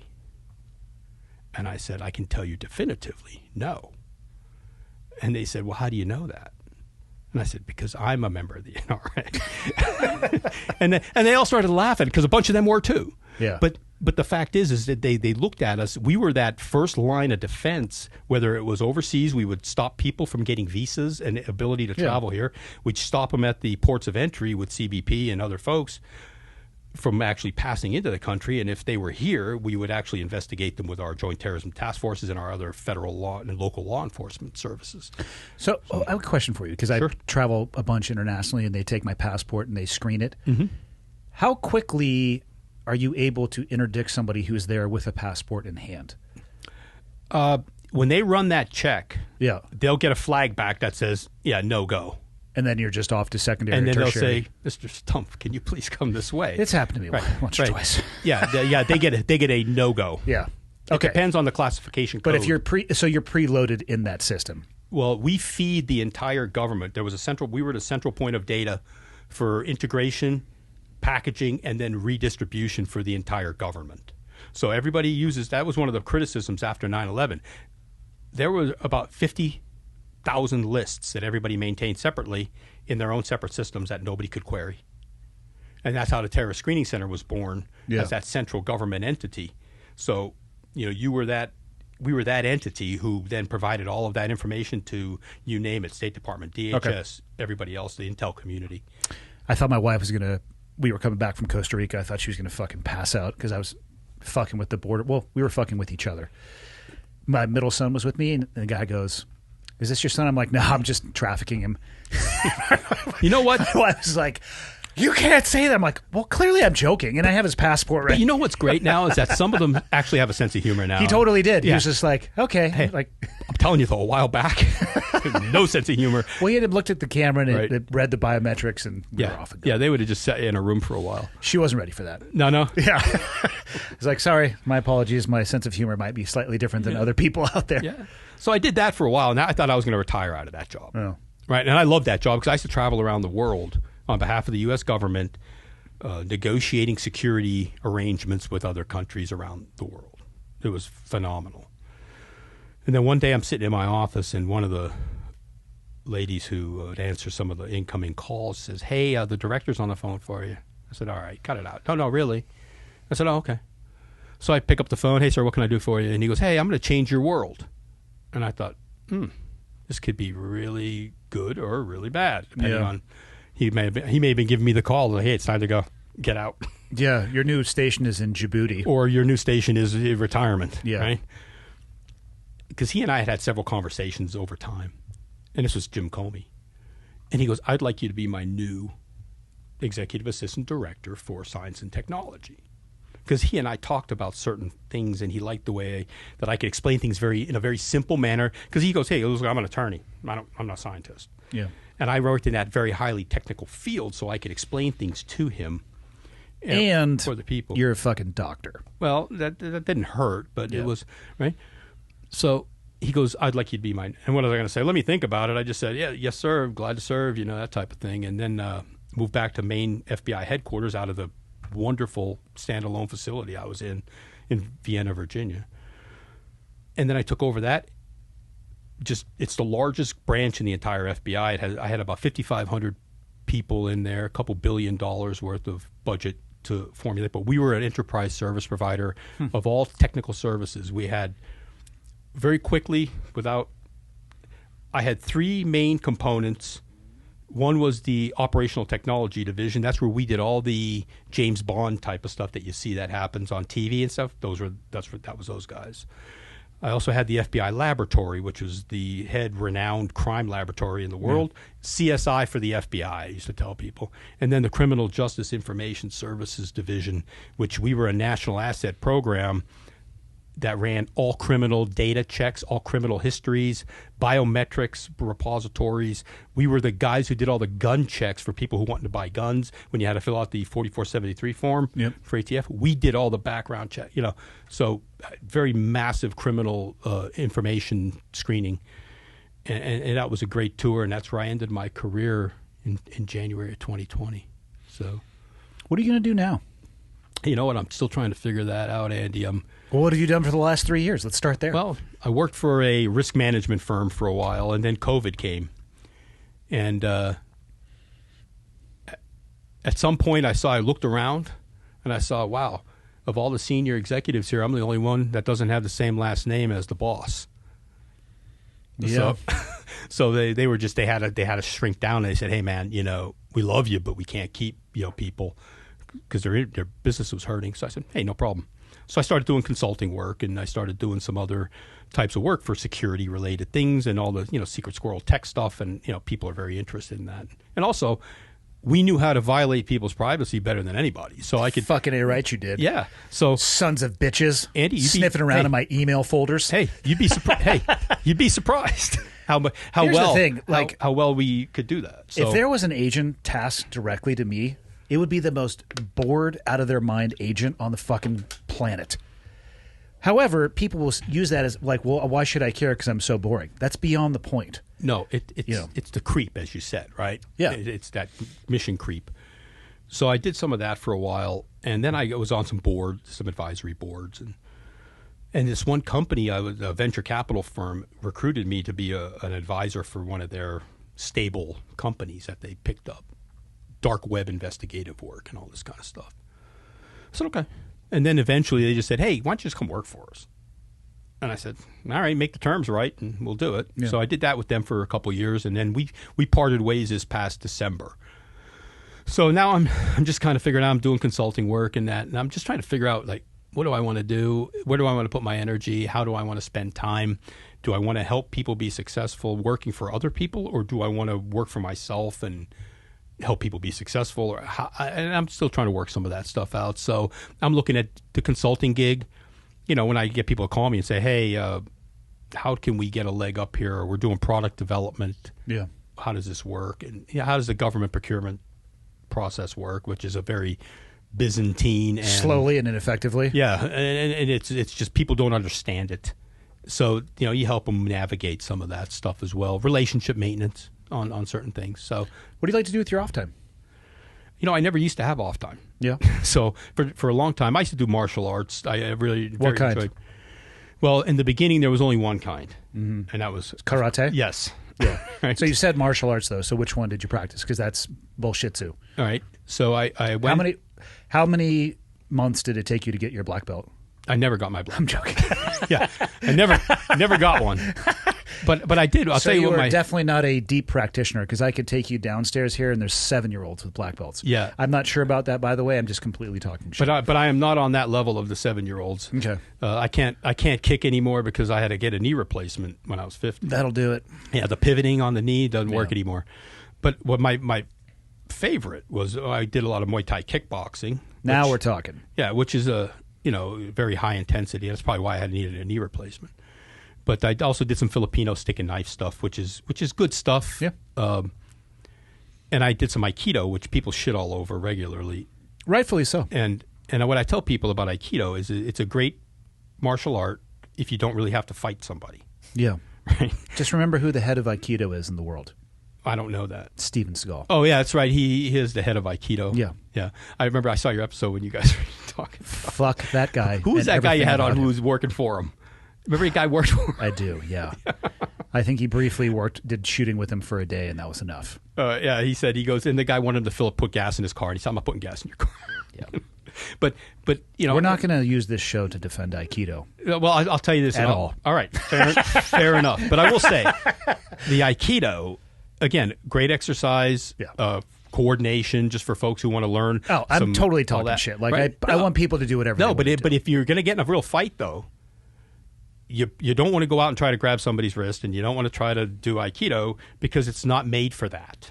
Right? Or don't get in a fight. There's your better option. Yeah. But if you find yourself in a situation where you cannot avoid a physical altercation, I think the practice of martial arts, not the martial art itself, help you deal with adversarial It's the exposure to that environment. situations, conflict. Totally hey, agree. You've been hit before. Most people have never been hit in their whole lives. And they think if they do get hit, you're going to go. Like, no. No, you're going to go all right, right to the ground, and you're going to be in the fetal position. When I was at the FBI Academy,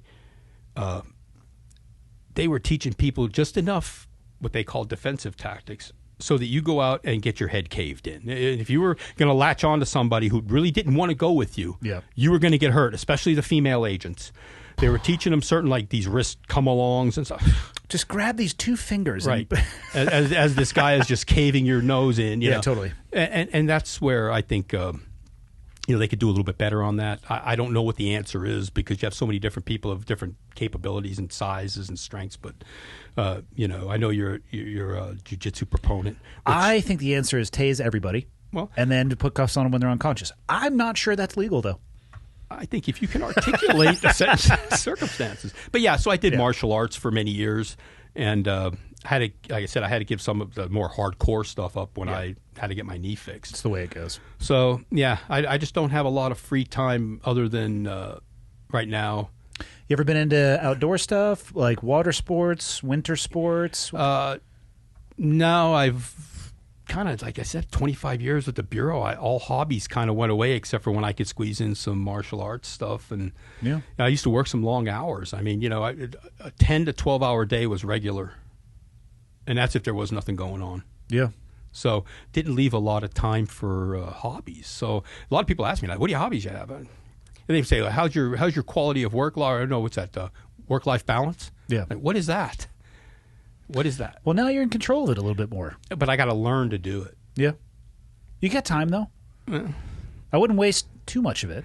No, and that's where I'm at right now is just figuring out, like, what do I want to do? What do I find meaningful? What's that next just cause? Isn't it nice to be able to make those decisions for yourself, though? It is. It is. And before, and again, being part of the SEAL community or me for the FBI, a lot of that was made for you, right? If not all of it. Yeah. I mean, you had like a little bit of like career path trajectory, but as far as the steps that the organization was taking, I wasn't in charge of the left or right foot. No, you were there to execute certain things, right? So that's kind of where I came from, and I've just got to learn not to do that. And as my wife told me, I'm still a uptight, tight ass FBI guy, and it's going to take you a while to unwind from some of that. Right, and I'm trying, but I just don't know when that'll actually happen one day. You're probably going to have to make it. You're going to have to force it. Well, she's trying to force it on me, and she's doing a great job. What's she trying to get you to do? Ballroom dancing? No. Deep sea fishing? No. I'll tell you what. My wife, over the years, I always used to tell her, be a good national security wife as I'm talking to people. The fuck does that mean? Well, just pretty much don't get mad because I'm on the phone all the time or I have to be at work. or there's shit going on the weekend. One time I'm at her parents' house, right? Yeah. With her. And I said, I get a call. I said, all right, hang on a second. They're all sitting there. We're all watching TV together. I said, I got to take this call. So I walk in the next room, and here there's a call. There's a flight coming in to the U.S., has a guy on the terrorist watch list in. They don't know how he snuck through. They want to know what to do. So I had to divert the flight into Puerto Rico with NORAD and push it down there, so they had to get it. And Couldn't they just arrest him at the border or the? They coming don't. through? They didn't even want the plane landing here. Jesus, what was this guy? Was he like Jason Bourne but for Al Qaeda? You know, I don't remember what his background was, but the fact that whatever it was at the time, they said we prefer that he not even. Damn. Yeah. So we pushed the flight in, but that's the kind of shit that used to happen. I always tell her, just be a good national security wife. You know, and It's a special type of woman that's going to tolerate you talking to her like that. And you know what? She is. She is a special type of lady. But, yeah, she's trying to get me to decompress, and it's still hard. It's going to take time. Yeah, it's hard. How long did it take you to kind of... Still working on it. Been Yeah. out for 10 years. Yeah, and it's hard because I'll tell you, every time that I see something on TV, before I retired, I used to have to send people to every mass shooting that happened in the country. And I used to watch video footage from every mass shooting inside the buildings, you know, count on their own videos, everything. We used to see it all. Yeah. And it's like, when that happens again, I know what should be happening, and I feel like I should be doing something. What are your thoughts on the increase of that type of shooting? I think that there's a certain pressure that's built up in society. I think that people are looking for attention. They're looking for some sort of release of that pressure. And I think people have lost the ability to cope with their own emotions on a very large scale. Why else would you take a firearm, enter a school, and shoot children? Yeah. And you know, you put that together. There's no logic to it. Well, they could say they're mentally ill. Yeah, okay. However, we have to look and see, why is this pressure building in society, and what has changed. When I was in Buffalo, and I would talk to my agent managers, and I would tell them, you can no longer wait for SWAT to show up. That's not a solution. If need be, you must confront any shooter. I hate to say it, if it's a sacrificial engagement, you got to draw fire. That's kind of the deal. Right? It's what we do. Yeah. But all of that had to change over time, and I don't know where we get people to, and everybody, you know, gun control and everything else, but there's a pressure in society right now. I don't know how you relieve it, that people find that to be that this is my option. Yeah. It's my only option. And there's a lot of weight and burden associated with watching all that video that doesn't make the fucking national news.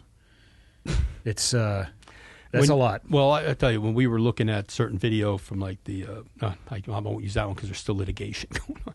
But there are certain other shootings that happen where we watched the shooter go up and down aisle, just shooting into bodies, and it's just, you know, what do you do with that? I don't know. What do you do with that? I mean, you know, it's just the societal pressure, I think, has grown to a point where, and people feel powerless. I think that's a lot of it too. When we would look at some of these incidents, you know, people, I would have to send people out. They would either have to do victim recovery, evidence recovery. I mean, they used to have to collect the remains of people's bodies off of walls and ceilings, and just awful work. And these are the people that I told you at the beginning of our talk today. They will never fail. I used to have to talk to my managers down there and say, are these people okay? We've sent them on 4 mass shooting incidents. Are they okay? And, you know, nobody really ever thought to ask them. You got to see this all the time. And there's only so many people who are qualified to do that type of scene processing. And it's rough. Yeah. So, but that's, again, I would go back in a second if they let me do it again. You know, but I do think the organization is not what the American people deserve right now. They're not doing. Is it salvageable? I think it is, Andy. I tell you, I think it's salvageable if the right leadership environment is put in place, and the people who, and this is one of my speeches when I told people, look, we love you, and this is the direction the organization's going. If you find that you can't do it, you can't stay here and be a problem. We'll help you get somewhere else, but you got to go. And that they're going to have that same kind of conversation with the Bureau and say, look, if you can't stay and you can't exercise that emotional professionalism, if you can't go back to a bit more of a stoic, investigative position on things, you can't stay. And until they get the courage to do that, it's going to be a problem. But I think it can be done with the right leadership team. I think if you get the right leadership environment and you get the right culture back. And I know those are very amorphous terms, but I think if you start there, the FBI is not broken from a procedural perspective. They know what to do. Yeah. I used to talk to my guys all the time, and they would come in and say, all right, what are you doing? What are we doing about this? Here's the outcome that we're looking for. How are you guys going to make this happen? They'd come back and say, hey, this is what we're going to do. All right, go. They know how to do it. It's just a matter of, are they being allowed to do it in a way that will restore that trust and confidence in the public? Well, I don't want your wife, who is being a good national security spouse right now, to beat the shit out of me when we leave here. So I'm going to let you close it out with. What do you want to close it out? Well, thoughts by the doctor agent. All right. I will just say this. Don't lose faith in the organization. The FBI has some soul searching that it has to do as an organization. And, the agents and the professional staff folks on the working level will never fail if they're allowed to do what they have to do. I like it. Where can people get a hold of you? I feel like you're huge on social media. Like you're just digging it. Yeah. No, not really. I have a LinkedIn account because I have to. I have zero social media. God bless you. Anywhere else. Well, back when I was with the government, they're not going to allow it. Yeah, that really wasn't. It was frowned upon. Yeah, it was frowned upon. Probably still should be. Yeah, I wish we had that type of assessment tool called LinkedIn when we were looking up other people, and everybody has their. I have a TS clearance. Yeah. I wish we had that kind of assessment tool when we were doing type of work. But just email address cpiehota, CPIEHOTA 3 @gmail.com. You want to talk anytime, and one of the things I appreciate you letting me come on the show to spend some time with you and your audience is to dispel some of the conjecture and BS out there that's going on right now. I think you have a lot of these internet warriors and a lot of the social media warriors. Tactical typists. Yes. It's my new favorite term. Yeah. I mean, they are, I call them the keyboard warriors. Yep. They speak in snippets and factoids. Yeah. And they're normally wrong. And that's why when I was reading the Durham Report, I thought people are going to criticize this report because it isn't what they thought it was. This is not a 360-degree, 100% solution report. He was closing up shop. He summarized his findings, and he presented it to close up his operation. Yeah. And a lot of folks are mad because no one was arrested. Well, they didn't do anything illegal, unethical maybe, incompetent maybe, or, take your pick. But no one else besides that one attorney who doctored the language was set up for jail. So I would just say that keep the faith. I hope the FBI comes through this. I hope they will take a good look at themselves and come back to what the American people deserves and needs from them. I hope so, too. Thank you for your time, Chris. No, thank you, sir. Yeah, awesome. Appreciate it.